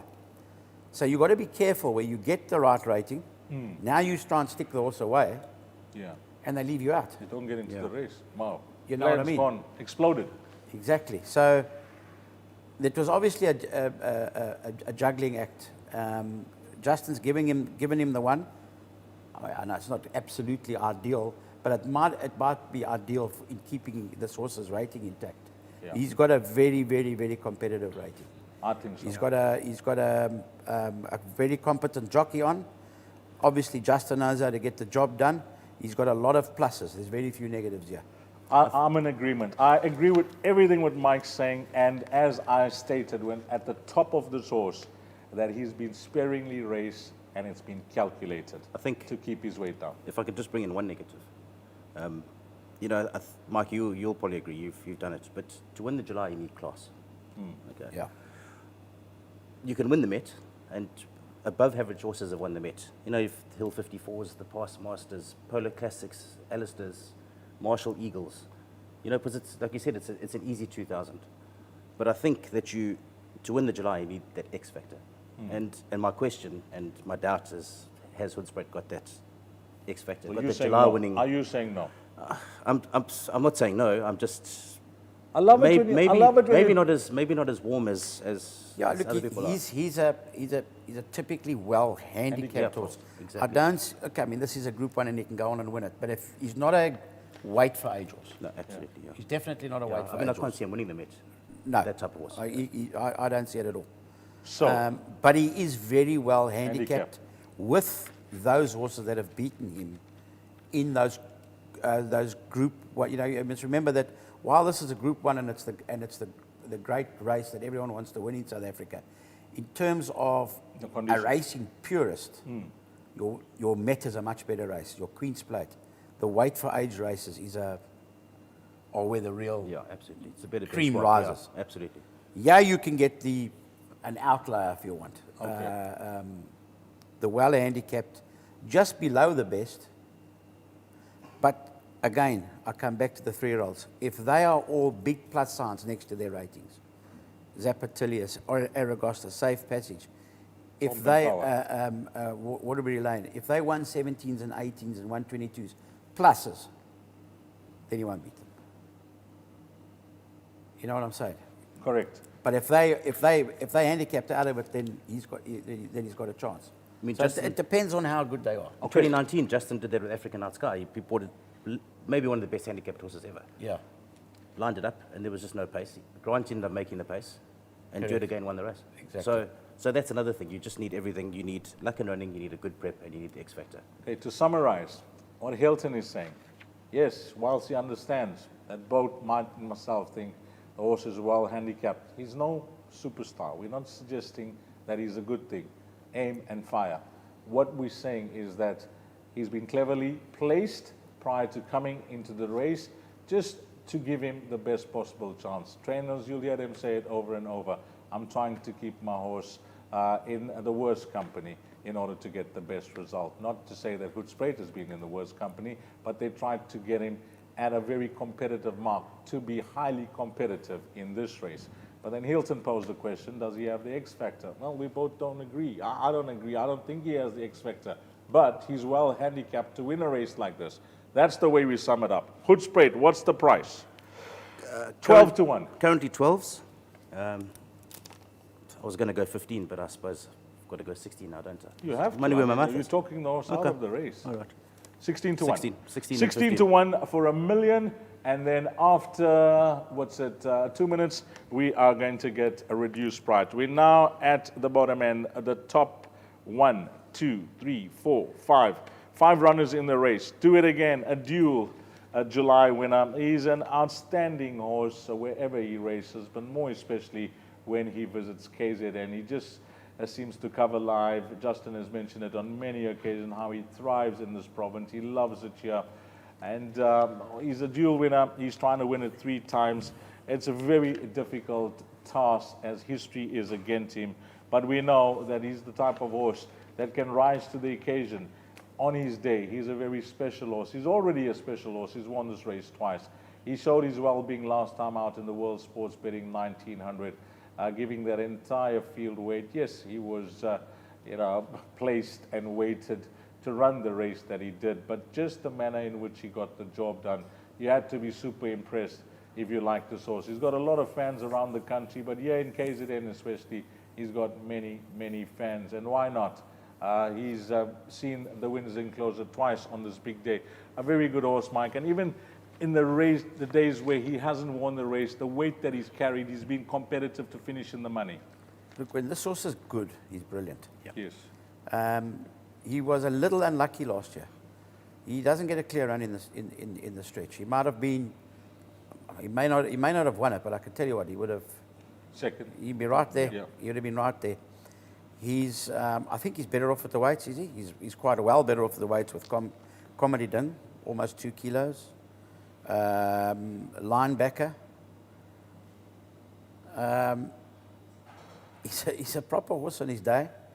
Loves Gravel. Yes. Seems to love Natal. He looked in very good form the other day when he had his gallop here. He just didn't give away a lot, but he looked a very clean limbed horse. He strode out well. He obviously has got a few quirks. He can play up a bit at the start, but he seems to play up less here than he does in the Cape Town. He seems to be a better horse here, although he's done pretty well there as well. There's no complaints about that. But I was impressed with his last one with 62. I mean, a horse like Litigation got beaten 5 or 6 lengths by him, who brings the 3-year-old form in from Joburg, getting 10 kilos. So he's definitely got to be a runner. He's drawn 2. He's not going to have to do a whole lot, Aldo, to put him where he wants him. Yeah. Wherever he wants him, he's going to be there for free. Correct. 58.5. I mean, he's a horse that's come down from he's come down from a insane ratings. He was he's a 126 now. I think he used to be in the 130s. Yeah, the correctly. last year's run, Mike, I mean, he was drawn 16 out of 18. Huh? Yep. Yeah. 16 out of 18. I mean, this looks like a good draw for him. When I looked at last year's race and the way he was placed in the first half of the field. And as you mentioned, it got a bit tighter when they turned into the He straight. turns for home with Comedy Ding. They're all together there. Yes. And Behind that bunch that was sort of coming back on them. And he finds the traffic on those horses that are getting slow, whereas the other horses get the run. Again, look, what's the negatives? Can he come back 3 years after winning it and win it again? Maybe he's well named, do it again. I don't know. Yeah. But it's a year on. It doesn't get easier, although he showed he's in good form. But, would he be as sprightly as he would have been at 4, as he is now at 7? There's a few pretenders, a few young and up-and-comers. I think he run very well, this horse. I mean, you wouldn't never top 4, Mike? Never be a shock to see. Very capable of running the top 4. Yes. He likes this course, and he looks like he's in good form. Yeah, I agree. Loves the course. Showed his well-being last time out. When you compare his runs in years gone by where he hasn't won the race, he's run his heart out with the weight that he's carried, and he's a dual Durban July winner. Do it again, Domeo and Snate. What's the price here? I see on the page that I've been handed, Do It Again is 11 to 1. It's a strange price because I thought it would be 12, but you went 11 to 1 here. Yeah. So what's your thoughts firstly on him? Yeah, he's a horse that's got followers out there. He must have. He's been one of the talking horses since the 1900. Yes. Let's be honest. I mean, I think that day he opened evens and started 4 to 1. Something so. I mean, he wasn't fancied at all. When I say fancied, I mean, and the manner that he won, like you said, didn't matter what he beat. But then the concern was the run before in Cape Town, when he was odds on that day, and then literally finished midfield. And it looked like the right race for him. I mean, you know what it's like. We're all that age. Sometimes we get out of bed in the morning and we saw, and then the older we are, the more difficult it is to get out of bed. Is that the run with Hoedspruit you're talking about? Yeah, the off run. That's right, when he was 5 to 10. Yeah, absolutely. But I see, they say he came back lame right front. Which is funny because at the draws, I think it was at the Met draws, Justin said that he's probably one of the most sound horses that he's ever trained. And this was after that race. So was he lame? If Justin's saying that he wasn't lame, that was something that was... Yeah, because it'll be very tough to beat Hoedspruit at the weights. Yeah. Yeah. But again, I think he just grows another leg in Durban. Yeah, he just comes alive. This is his favorite province. Out of all the provinces, it's clear to see. I mean, this is his favorite province. He's won 6 times at this track, and he's a 9-time winner. Yeah. This is his favorite course. It He, has to he be. turned it around on Hoedspruit in the Met. In the Met, he just You finished know, 2 lengths behind. he's finished 2 lengths behind. Yeah. Hoedspruit's finished 4.25, and they're both at 59. There was a half a kilo in it. And So clearly something amiss the day Hoedspruit beating. you know, the 1900 hasn't been a great Pointer. Yeah, I mean, Bolt won it. I think He's 2010 he won probably it, the last one. and then Bulgarian won it in 2019. That's right, Bulgarian, correct, yeah. And then obviously do it again. So I mean, there's 2 since 2010. Yeah, So it's It not used to be a great pointer. it did, yeah. It used to be the 1900, and then all these sponsors came around, and World Sports Betting. I'm going to make it a flagship race. They're going to be doing that. Okay, we are giving him his time. Do it again. We've given the price 11-1. Hilton, you got your sheet in front of you. How are you going to stretch this? Up? We're going to go 14-1 and then 13-1. 14-1, then 13-1. Do it again for a place at around 14-1 will be 7-2. 7-2 a place. If you like this horse, which I'm sure you are, waiting, many out there looking to back this horse to try and make it 3 in the Hollywood Bets Durban July. Pomp and Power, Sparkling Water, Linebacker, and Safe Passage. We're on to the top 4 now, guys. Next runner we're going to speak about is Pomp and Power, who was the initial top one. He shortened dramatically at one stage in the betting, and I see now he is a drifter. He's around 8-1. Mike briefly touched on him earlier on when we were speaking about Aragosta. He looks like a tough customer. He looks like a tough customer even pre-race and in running. He's a horse that wants to show you who's boss. He's got a rider on top that's having such a wonderful season, possibly the season of his career in Richard Fourie, doing all the traveling, getting all the results. I've briefly chatted to him off air about this horse. He loves the horse. He's very happy with his ride. But Mike, coming back to mannerisms of race horses, you've dealt with so many different personalities over the years. This is going to be a big occasion now. You know, everything has been dropped. All these things are lifted. I don't know what the operator and the province, along with Hollywood Bets, are going to decide maybe over the next week or so on what's going to be happening with regards to capacity. The reason I say this is that the one question, I know this horse's ability, and I know what he's capable of. This is one of the horses that, from the entire field, if there's one horse that can be affected by the occasion, it could be this horse.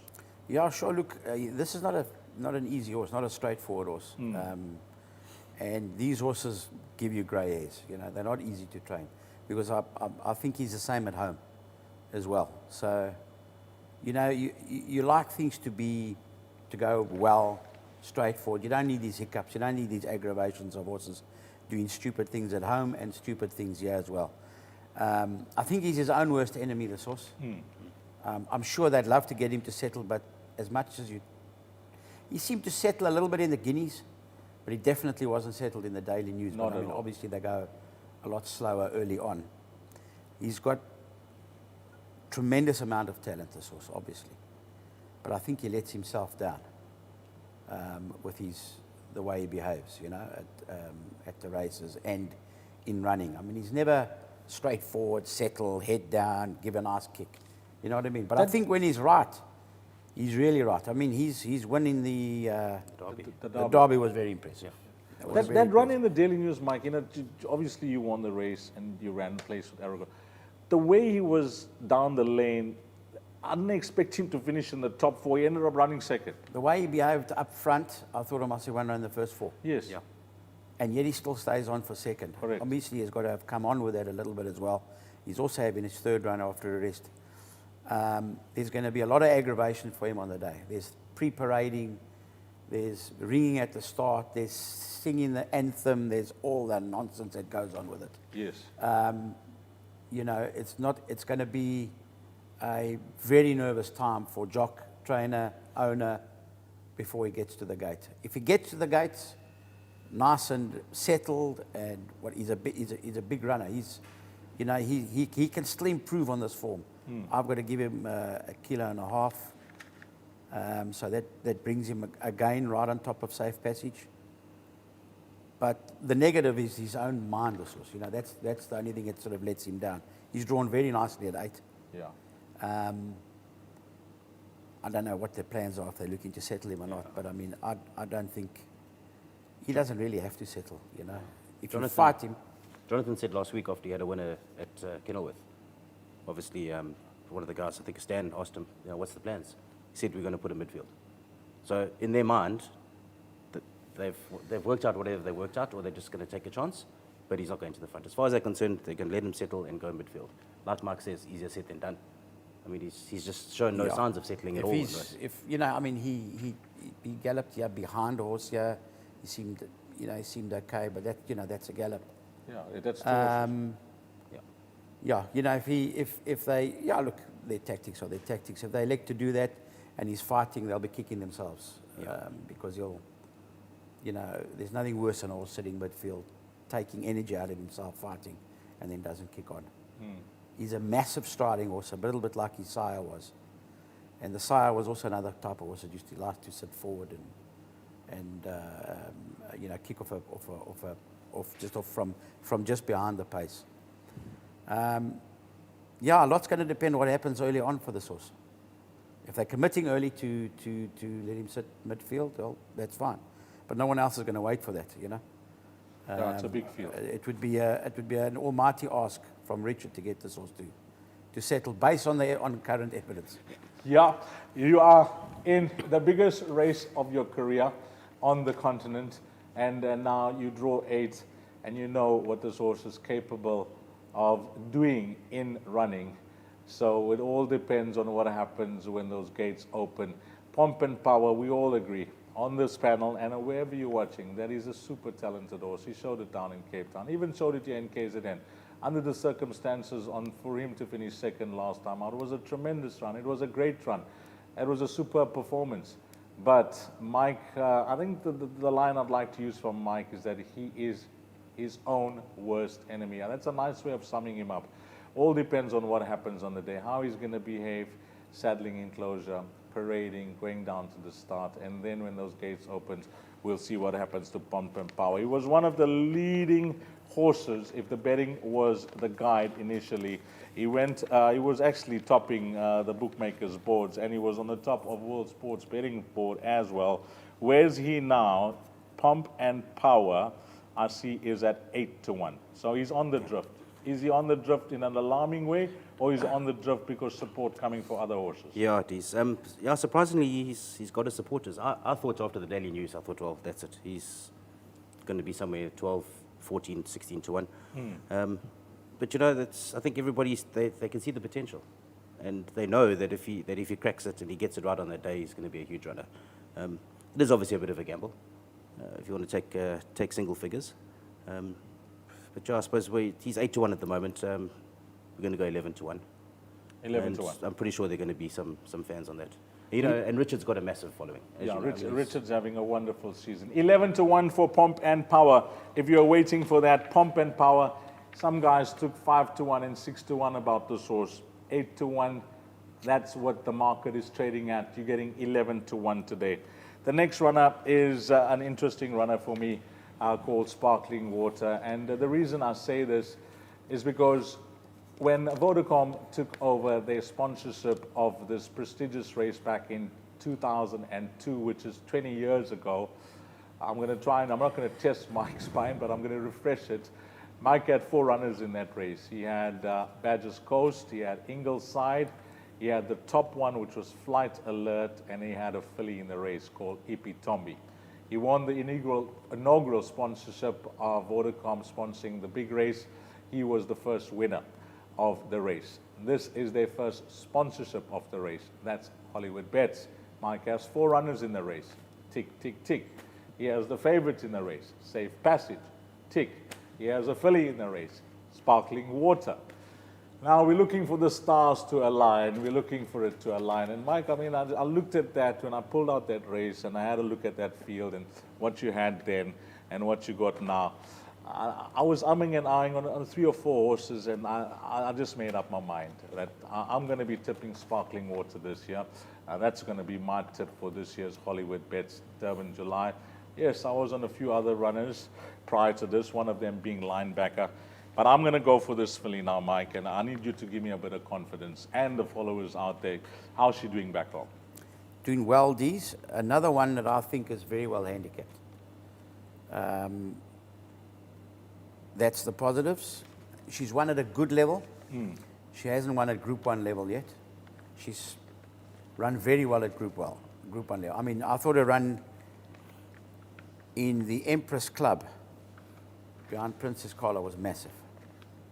I mean, we were just leaving her alone, just looking, just to get a good feel out of her that day. She was running 7 days later in the Champions Cup. It was the whole weather shifted the race and whatever. So it wasn't ideal. But I mean, if we were a bit more aggressive in the Empress Club, she may nearly have won it. So her next run, she gets interfered with it at a very crucial stage. Just gets a little squeeze. I thought she had it won. I thought she had the job done. I actually still can't believe she got beat. She moved up so well, like she was going to actually win that and win that well. She's versatile. She's well handicapped.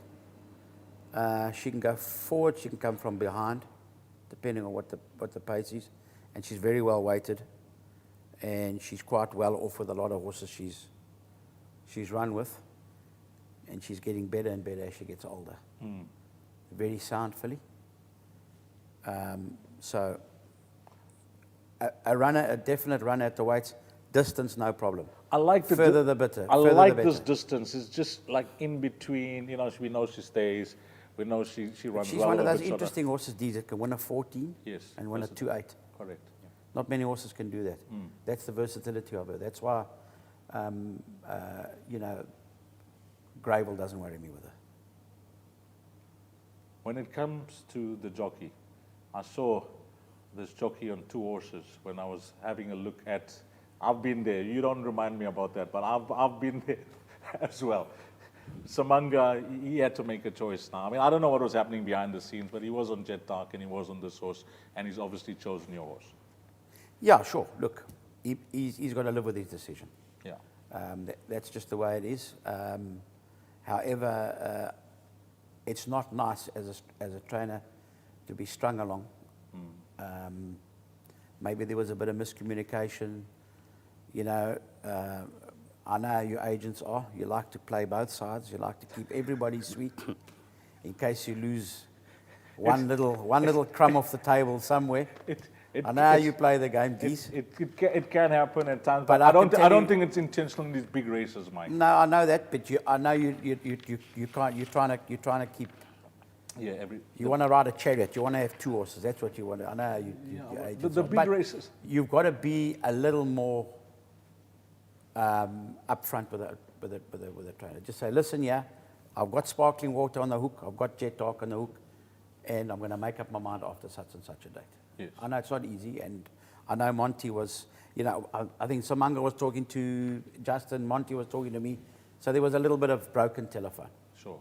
So anyway, listen, it sorted itself out. I don't think there's any hard feelings. Yeah. Justin's got a very good pilot in Bernard. There's nothing wrong. I mean, I would happily have had if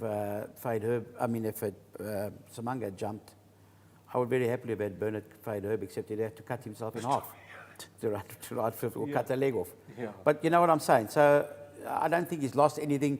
I think it was just an aggravation for him and his owner. And no one wants that. But we all understand how you jocks and agents play the game. Yeah, but I think when it comes to these big races, it's never. I think this was serious miscommunication. That's how I see it. Anyway, on maiden plates and handicaps and that it. type of thing, you try and have 2 horses because you don't know which horse is going to get in, play the game. But it's all worked itself out. Samanga's on. He knows your filly. He knows her well. Her prep's excellent. You're not worried about the course. She comes in with a nice low weight. You're happy with her preparation coming into this race.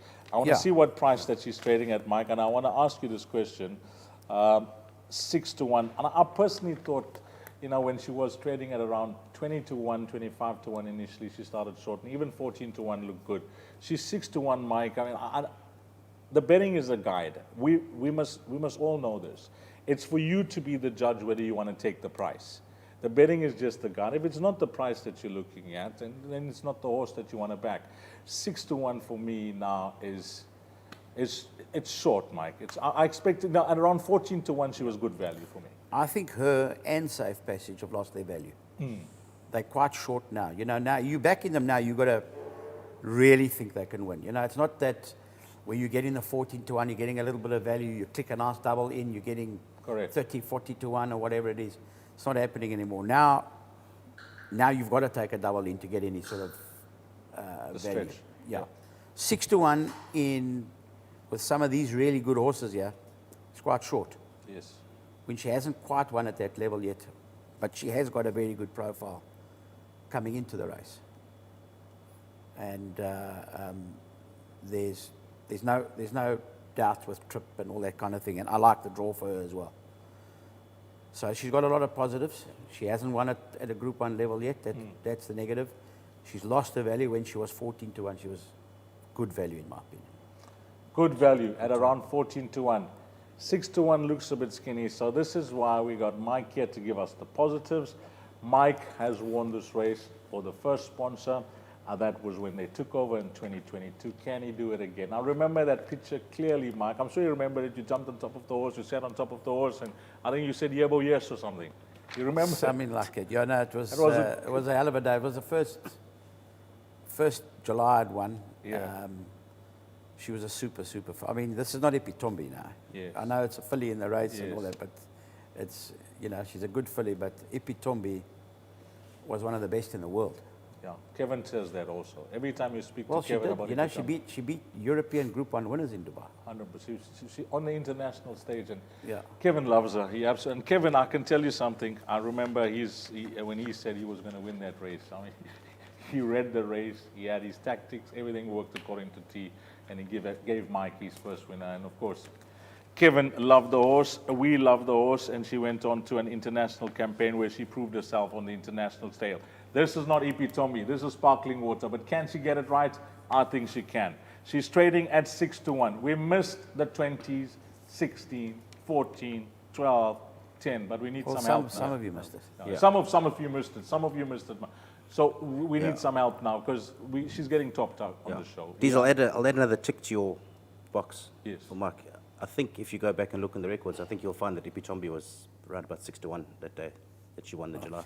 Is it? I didn't look up at the price. Yeah. I looked everything else up but the Yep, price. I'm pretty sure. Now you put the other star, the one that was missing. You've aligned Now that. you're going to double your bet. And there's Sure. another positive, and I hate to draw comparisons between horses, you just can't, but that win on Meta, Yeah, she had no right to win. just like Igugu had no right to win the Met. Do Yeah. you remember that? Yeah. Those runs, when they both of them went past the 400, neither of them could win. Yeah. And I think that was one of Igugu's best wins. Yes. And Sparkling Water to have come from that position. So, 3-year-old filly, she's not going to be intimidated by these guys. I mean, she's shown she's got the guts. No, and she's a big, strong girl. She's Yeah. tall. She's not going to be intimidated at all. So you're giving me all the positives now. But Hilton, why are you backing out now? You're giving the negatives, you're giving us a better stress. Now you're giving us the positives. What you going to give us? 6 to 1 sparkling water. What you going to give the boys? Well, we were going to go 8. Deez, you be happy with 9? 9 to 1. Okay. I mean, that's an extra point. Right. That is 9 an to 1 extra for the point. boys that missed the 12s and the 14s. Yeah, and 9 to 1. The boys that missed. Well, what's he for a place top 3, top 4? But 16 to 10. 16 to 10. So you need to take doubles if you're going to back up for a place. Okay, we're getting 9 to 1, guys. We're getting 9 to 1, a million or the next 2 minutes. We're now on to the top 2 in the betting, Linebacker and Safe Passage. Of course, Linebacker is a 4.5 to 1. He was my initial choice. Amden Ard, I know they tried the blinkers with him last time out. What a run from him. We know that he was a superb 3-year-old. He was really a special 3-year-old trying to win the race. He got close, went down to Cape Town. He got close again. He's here, his trainer put the blinkers on last time out, Mike. Now, these equipment changes, sudden equipment changes, is obviously there's different reasons for why you have equipment changes. Some of them are obvious. With this horse, it was unexpected from me because I couldn't fault his form prior to that. But when he had the blinkers on last time out, I tried to look for something different in the running and how he's running, and did it sharpen him up. I couldn't find much, but obviously they got a reason for putting the blinkers on. There must be Deez, and I mean, if you look at his form, he's only ever had one. It's not even a poor run. Yes. It's just not it's over 1400. Very So drill all. I mean, it's a drill all. He's run 6 lengths off. First Next back run, boom, improvement. there. Yes. Yeah. That's what I'm saying. This is a proper good old-fashioned prep. Yes. where you see big steps being taken with each run, which I like about him. The one thing that does put me off slightly is the blinkers. I mean, Vaughan's obviously got his reasons for it, and I mean, I've never chatted to him, and I'd love to chat to him about it, you know. I've not watched him that closely that if he looked like he needed them or not. So, but he ran very well with them. Yes. They settled him quite. He was also at the back with Jet Dark and Mutana. And I don't know if he seemed to travel quite well with the blinkers. But this is, you know, his last year ran extremely well here in the July. He's better off at the weights with Komadidang, who beat him. He's a runner, this horse. He's definitely a runner. He's well drawn. And his third run, he's peaking. He's got a peak run in him, you know, as I say. I'd love to maybe go back on his replays and see why they put the blinkers on him. Maybe he runs around a bit. I don't know. Maybe just keep him straight. Yeah, that was it. But it worked last time. It did. It didn't. You didn't see him, I mean, do anything indifferent. But Vaughan has obviously worked it out that the equipment change could be the difference for him, putting his head in front in this big race. The form is clear to see. Mike touched on it. Here in KZN as a 3-year-old, Cape Town as a 4-year-old this season. He's been magic to watch throughout his career, and they're hoping to bag the big one. So is Grant van Niekerk. Of course, Grant has got a good relationship with this horse, and he seems to be the right man for the job. There's plenty of talk for this individual. He was my initial choice. Not that I've gone off him. He's got a strong winning chance, number 4 Linebacker, and he is possibly one of the right horses of the older horses. He just fits that profile. He's got the draw as well. This horse, Linebacker, he's also a horse that initially was in the betting, and then I saw him go right out, alarmingly go right out, but now he's back in. Yeah, these I think everything sort of centered around that last running that he had in Cape Town, when he ran behind Komadidang. If you watch the replay, Mike, he just stayed on one post. He just kind of turned it up, and he lost interest, and instead of for that usual kick that he gave, he just wasn't interested, and everybody thought, he's lost his form and he's gone backwards. I think that may be the reason why Vaughan put the blinkers on, just to sharpen him up. It's obviously worked. I think he's had one of the best preps coming into the race. Agreed. Steady flow of money. I think they've seen the improvement from the drill hall and the gold challenge. He went out to about 8 or 9 to 1 at one stage. Yes, he did. He's back into 9 to 2 now. Last year he started favourite, around about 3 to 1, and it's probable that he's going to start favourite again this year. Going to start favourite again this year. Ideal prep, 2 runs, 1400, 1600. Equipment changed last time out. Got a jockey that knows him well. Lots of positives about this horse, Linebacker. Many followers out there, and a lot of guys are waiting to back this individual.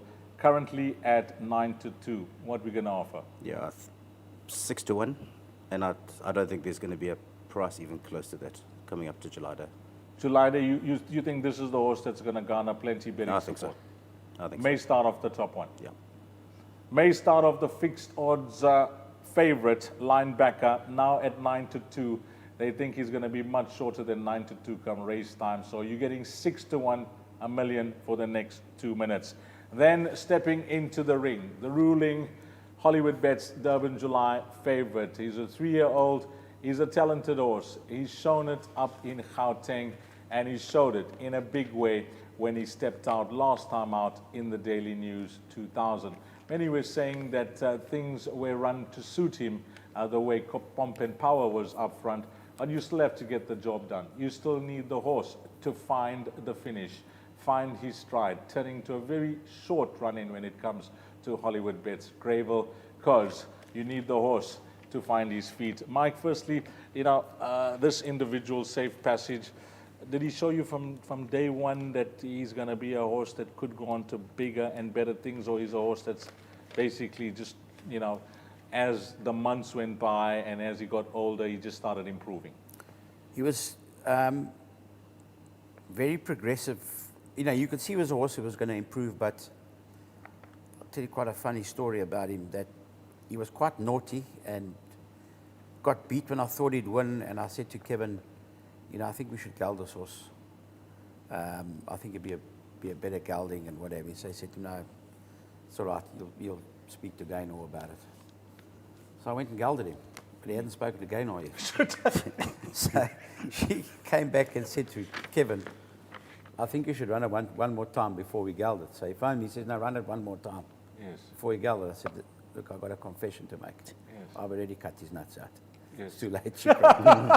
So, you know, thank goodness she's a very understanding lady. Yeah.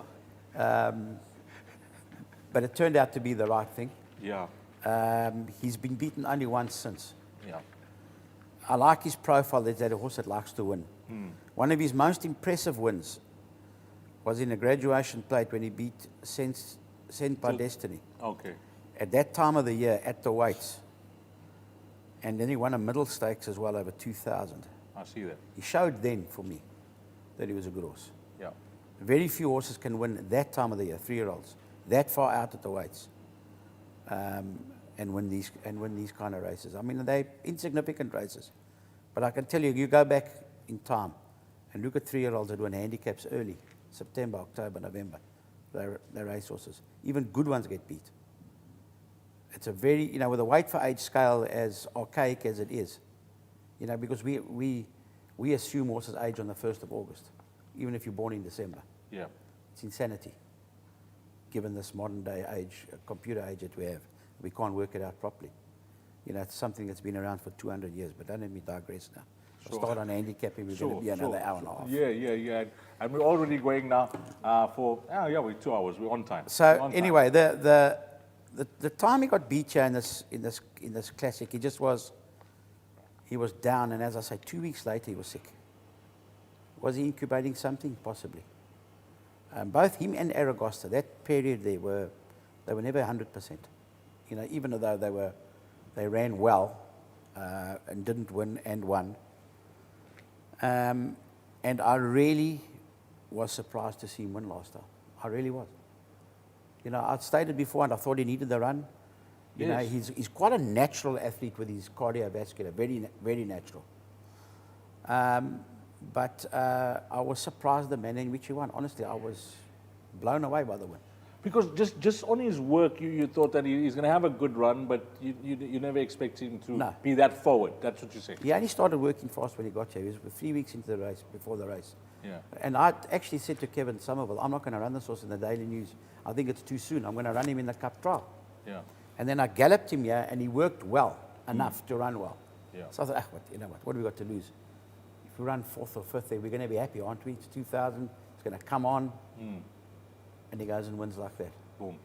So, and you know, and he's made steady progress since then. He's definitely a fitter horse. He's very happy. He's very straightforward in terms of soundness. As he made big strides. The guys out there are waiting for the top one. The sardines are No, I don't think he's made big strides, because that win was too impressive for him to make a big stride win on that. You know what I mean? Oh, yeah. I may have underestimated his fitness. It's not easy, Deez. It's not an exact science. This. We're dealing with animals that can't talk. He has definitely improved, as has Aragosta. Because both of them went into the race short of a run. And I think that's why there's been a lot of the hype about him, in that, you know, the expected improvement.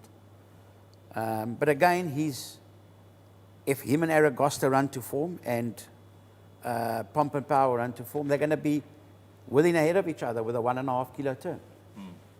Unless he's still ahead of the handicapper. That Muzi now, this is the interesting one. Muzi got on at the right. I know he was riding the horse before, but the last win, the ride Muzi gave this horse, he got on at the right time. He did. You know what? If you look at his early form, Muzi rode him. I remember that up in those. But then he jumped off Muzi. He jumped off to go and ride something else, as you agents and jockeys do. Yeah. And then Kumalo You only want to eat. That's all you want to do. You only want to eat. And Kumalo was there. And then Kumalo was there. Yeah. And then Samanga was going to ride him, but I'd said to Samanga, look, what are you going to ride? What are you riding in the July? Correct.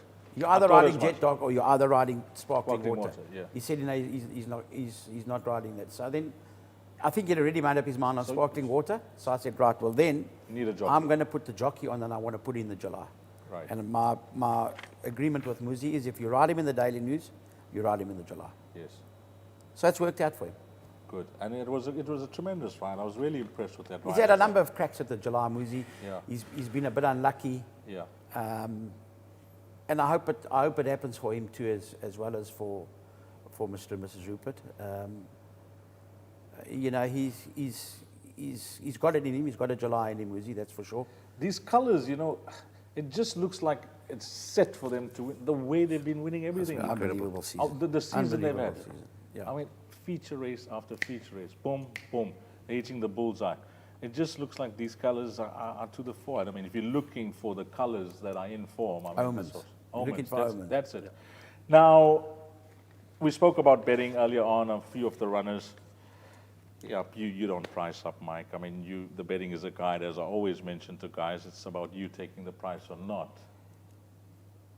Is he the right horse to be on top of betting boards? Well, I suppose in terms of profile, yes, Deez. You know, if you go back, the Daily News has always been a good Great pointer to pointer, the July. yeah. Quality horses win the Daily News, Yeah. or run very, very well in it. Some horses win the big three, the Guineas, the Daily News, and the Jury. Exactly, They've done that as well. So I think based on history and the manner in which he won the Daily News and the form line through Pomp and Power, it's not surprising he's at the top of the boards. You know, 7-2 is obviously, look, it's a tight price, but you know, if you look at his profile, I suppose, you know, he deserves to be there. You know, were we to say that he isn't to, you know, he doesn't deserve to be. He put his hand up in a big way last Yeah. time out, showing that, you know, I mean, The kilo and a half may make a difference, though. Yeah, I think that's the I think difference. they were very, very harsh on him. They should have let all the 3-year-olds run off, you know, 53. of 53. But you know, they considered Pomp and Power to have run to form last time, which I'm not convinced he did.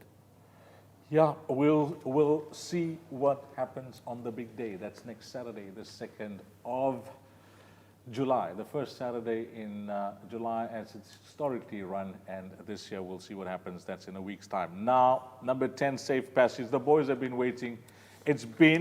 We don't feel it. I mean, I didn't feel it at all. It feels like half an hour that we've been sitting here and chatting. But I can tell you we've just been over 2 hours. But the messages are just full on here on how the guys are loving the show. Master, well done. I mean, I'll just get top class, wow. I must, there's enough, boys, you guys have done a great job. And all the compliments are for you. There are a few for me, but just a few. Now, Hilton, the boys have been waiting. I hope some of them haven't fallen asleep on their laptop or wherever they're watching this, because they're waiting to fire the shows. It's still early on a Sunday. They've loaded their accounts. The sardines are here. When the sardines are here, the top one arrives. It's always been the case. When that happens, the boys go for it. It's something that Durban Knights do. And this horse is going to attract a lot of betting support on the day. You may be wrong that Linebacker will end up at the top one on the day with the weight of money that's going to come for this horse. Now, Mike's being on the show. He spent his time. I told him, Mike, maximum 1.5 hours. I've kept him here for 2 hours. He's got the top one in the race. We value his time. The guys have waited. This is the ruling Hollywood Bets Durban July favorite. A lot of guys go for this horse, the top one, when it comes to this big race. They think the best horse will win, and according to bookmakers, this is the best horse and the weight of money. You're not going to tell me, you gave 6-1 about Linebacker. You gave it 1.5 points. You're not going to tell me 5-1. I'm already telling you this. You're not going to tell me 5-1 about this horse, because that'll just be a point. What are you going to be telling me? Deez, it's surprising. We haven't laid a lot of him because he was. So your book is open. He was under the radar going into the Daily News. So he was in his mid-20s, 33. You know, if you go back, He was actually 35-1. Yeah. You're correct. At Yeah. one stage of the game, he was 35-1. and if you go back in form, those races that he's won, those form lines have turned out to be some of the best in the country. He didn't just sort of win a race and then everything behind him didn't kick on. He's literally beaten some of the best horses. I mean, if you go back to the hindsight's a perfect science, You go have a look at the second run. He ran 2 lengths behind Rain in Holland. Yeah. It was Randall Simons up. 1600 in the second run. Need If to you look be back galvan. now, exactly. I mean, look where he is. So there hasn't been a lot of money for him. It's been more, he won the Daily News that well. He can't be a bigger price. We have to put him at a price that's, will the market take it? You know, if without the Daily News, he'd probably still be sitting at 25, 33 to 1. That being said, he did what he did in the Daily News, and Mike at the time said he was 70% ready. So everybody's thinking, well, if he won by 2 lengths, he's got to win by 6 lengths. Yeah. Yeah. Look, as I say, I you may know- have got the percentage wrong. So the manner in which he won, you know what I mean? So- yeah, so- I mean, he really blew us If away you- that day. he Mike. blew me away. He blew us away. If you want that to day. if you want to Blew know us away. how strong Mike's words are, I mean, he literally probably 6 to 1. Mike said If at that 70% stage, is if now at 4. that stage, I mean, I'm just thinking at Mike's record in grade ones, Mike's record on the international stage. If his eyes and the horse was talking to him in the way that he interprets work, thought that the horse may need it, and the horse comes out flying like that, it's scary to think what could happen on July Day. Yeah. Yeah, maybe you know too much. Yeah, You knew he was very sick. yeah, You knew he walked for 21 of the 70 days going into the race. yeah. You know, even if he was in work for 49 days or 50 days or whatever it was, that was work starting off from being 21 days out of work Yeah. and being extremely sick. Yeah, You know, so for me, I just thought, I wasn't even at one stage even considering running him. you mentioned Cup Trial, you think. You know what I mean? Yeah. And to win like that, honestly, that was a shock. And prolific winning horses don't like to lose. Yeah, it and just that becomes a habit for them. And that's what he's done. He's raced 9 times and won 6. Yeah, he's got a race record. Should Now, we get- he you're wants to talking- win. Should we get to You're it? talking yourself out of it or in it with Yeah. the price, or what Okay. are you doing, Hilton? Well, we were going to go 5 Ds, but you said no, as Yes. you always do. Yes, So, this is the main well, offer. if he was 4 to 1 and Mike said that he's going to You said he's prove not- 30%, where- well, then we where should I'm- literally be laying 3 you to 1. said he's not shouldn't going You to should be laying even Yeah, money. exactly. But as I said, I may have got that percentage wrong. As you might get some of your percentages wrong tonight, too. You said you don't think he's going to be. He's currently the favorite. You said Yeah. he's not going to be. So make him not the favorite we? Okay. with the stretch, Well, prepared to go 11 to 2. 11 to 2. Yeah. Let's make him. Let's just do it. Can we do a joint favorite, 6 to 1 the pair, for half of the million? Right. Okay. That's 500,000. That's fair enough. 6 to 1, 500. Yep. First come 5. That's at 6 to 1. A million half at 11 to million, 2. And then mil- after that, Million 11 to 2, and then another 500,000 at 5s. now Done. now we're on the same page. Good. Thank you. You Because the pull guys like, have you waited pull for like a this. dentist. No, we have to. We have to graph for the boys. That's why they're here. The boys are waiting. They waited too because we started from bottom to top. So, you know, some of the guys will have a cup of coffee. They may watch some other TV. They thought they were going to be back in an hour and a half's time. They tune in. We're still on horse number 10. So now they have to go back. So we're giving them an extra price on that. You were only going to get 11 to 2, guys. They're giving you 6 to 1, 500,000 of that, which will get snapped up in a flash. I know that will. And then you got 11 to 2, Yeah. unlimited, for the rest of the evening. Let's see what happens. Unlimited. Okay, guys, it's been an absolute pleasure doing the show and having Mike here. Now, are we just gonna, we don't ask Mike to tip his horses. We're just gonna ask him to give us a summary. But before we ask him to give us a summary, and he just thinks about the race and the way he thinks the race is gonna be run, pace is talked about every year. When the gates open, it's never going to be the way you envisage things. Because you can have discussions, you can plan, you can have tactics. Yes, you can have a plan of action.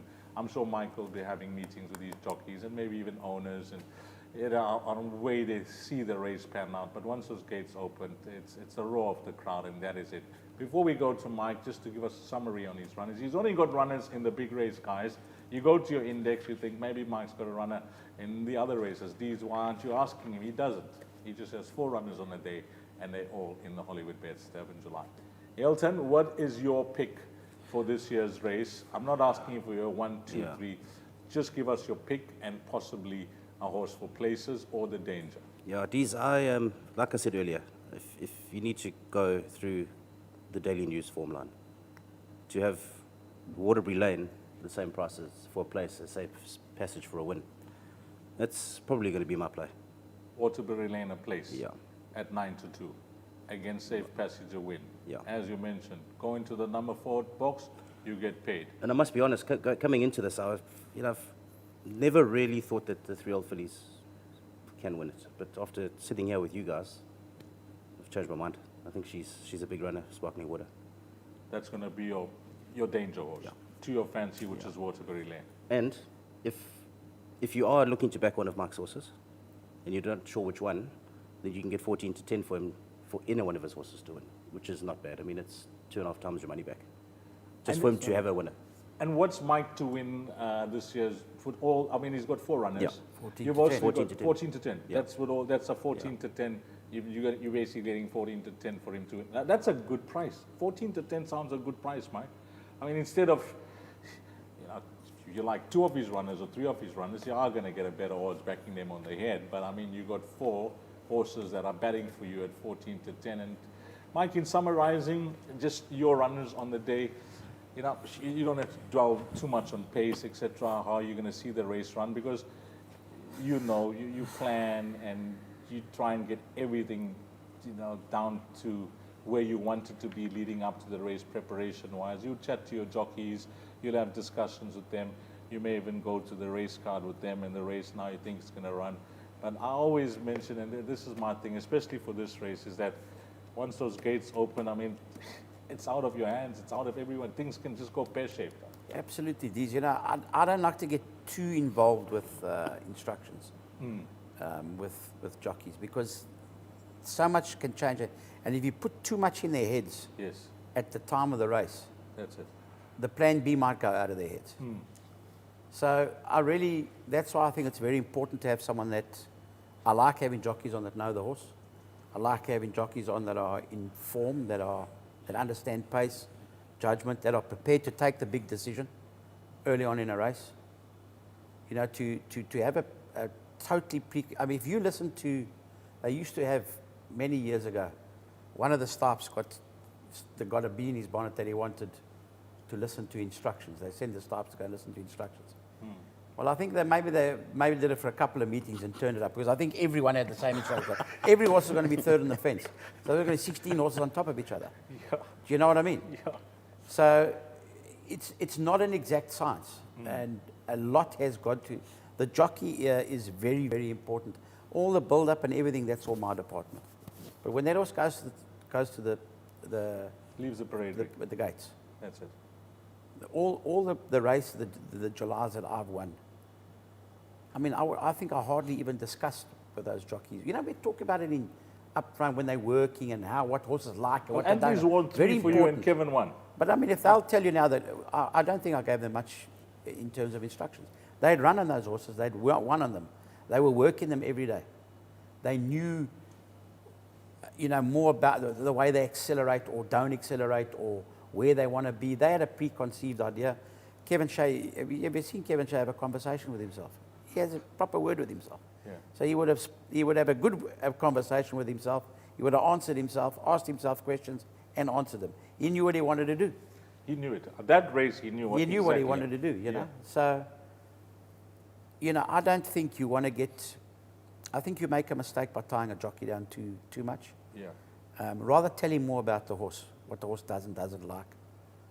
Probably more important. They must, unless you don't trust them, they must know the pace. That's what's very important, to have guys that are informed and that are confident. Read the race, read the pace. This year, how's the mood in the camp with the 4 horses now? I mean, we don't want to put you on the spot to tip them all for, but what the guys back home and the grooms, the team, what are they saying? What they're screaming in the morning, Mike?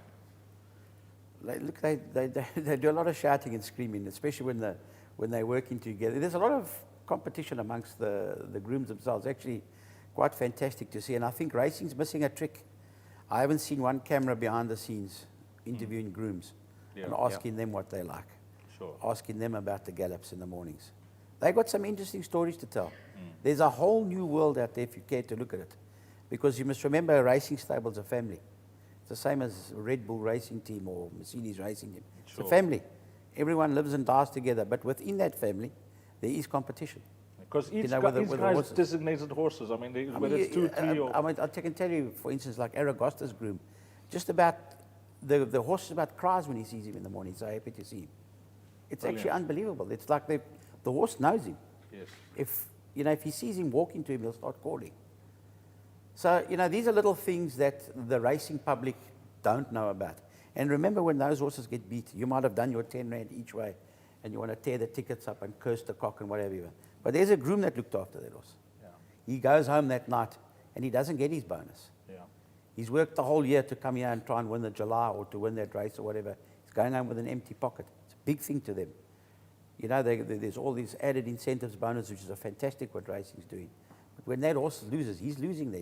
He's the biggest loser of the lot. The owner, what do you say? You lost the race.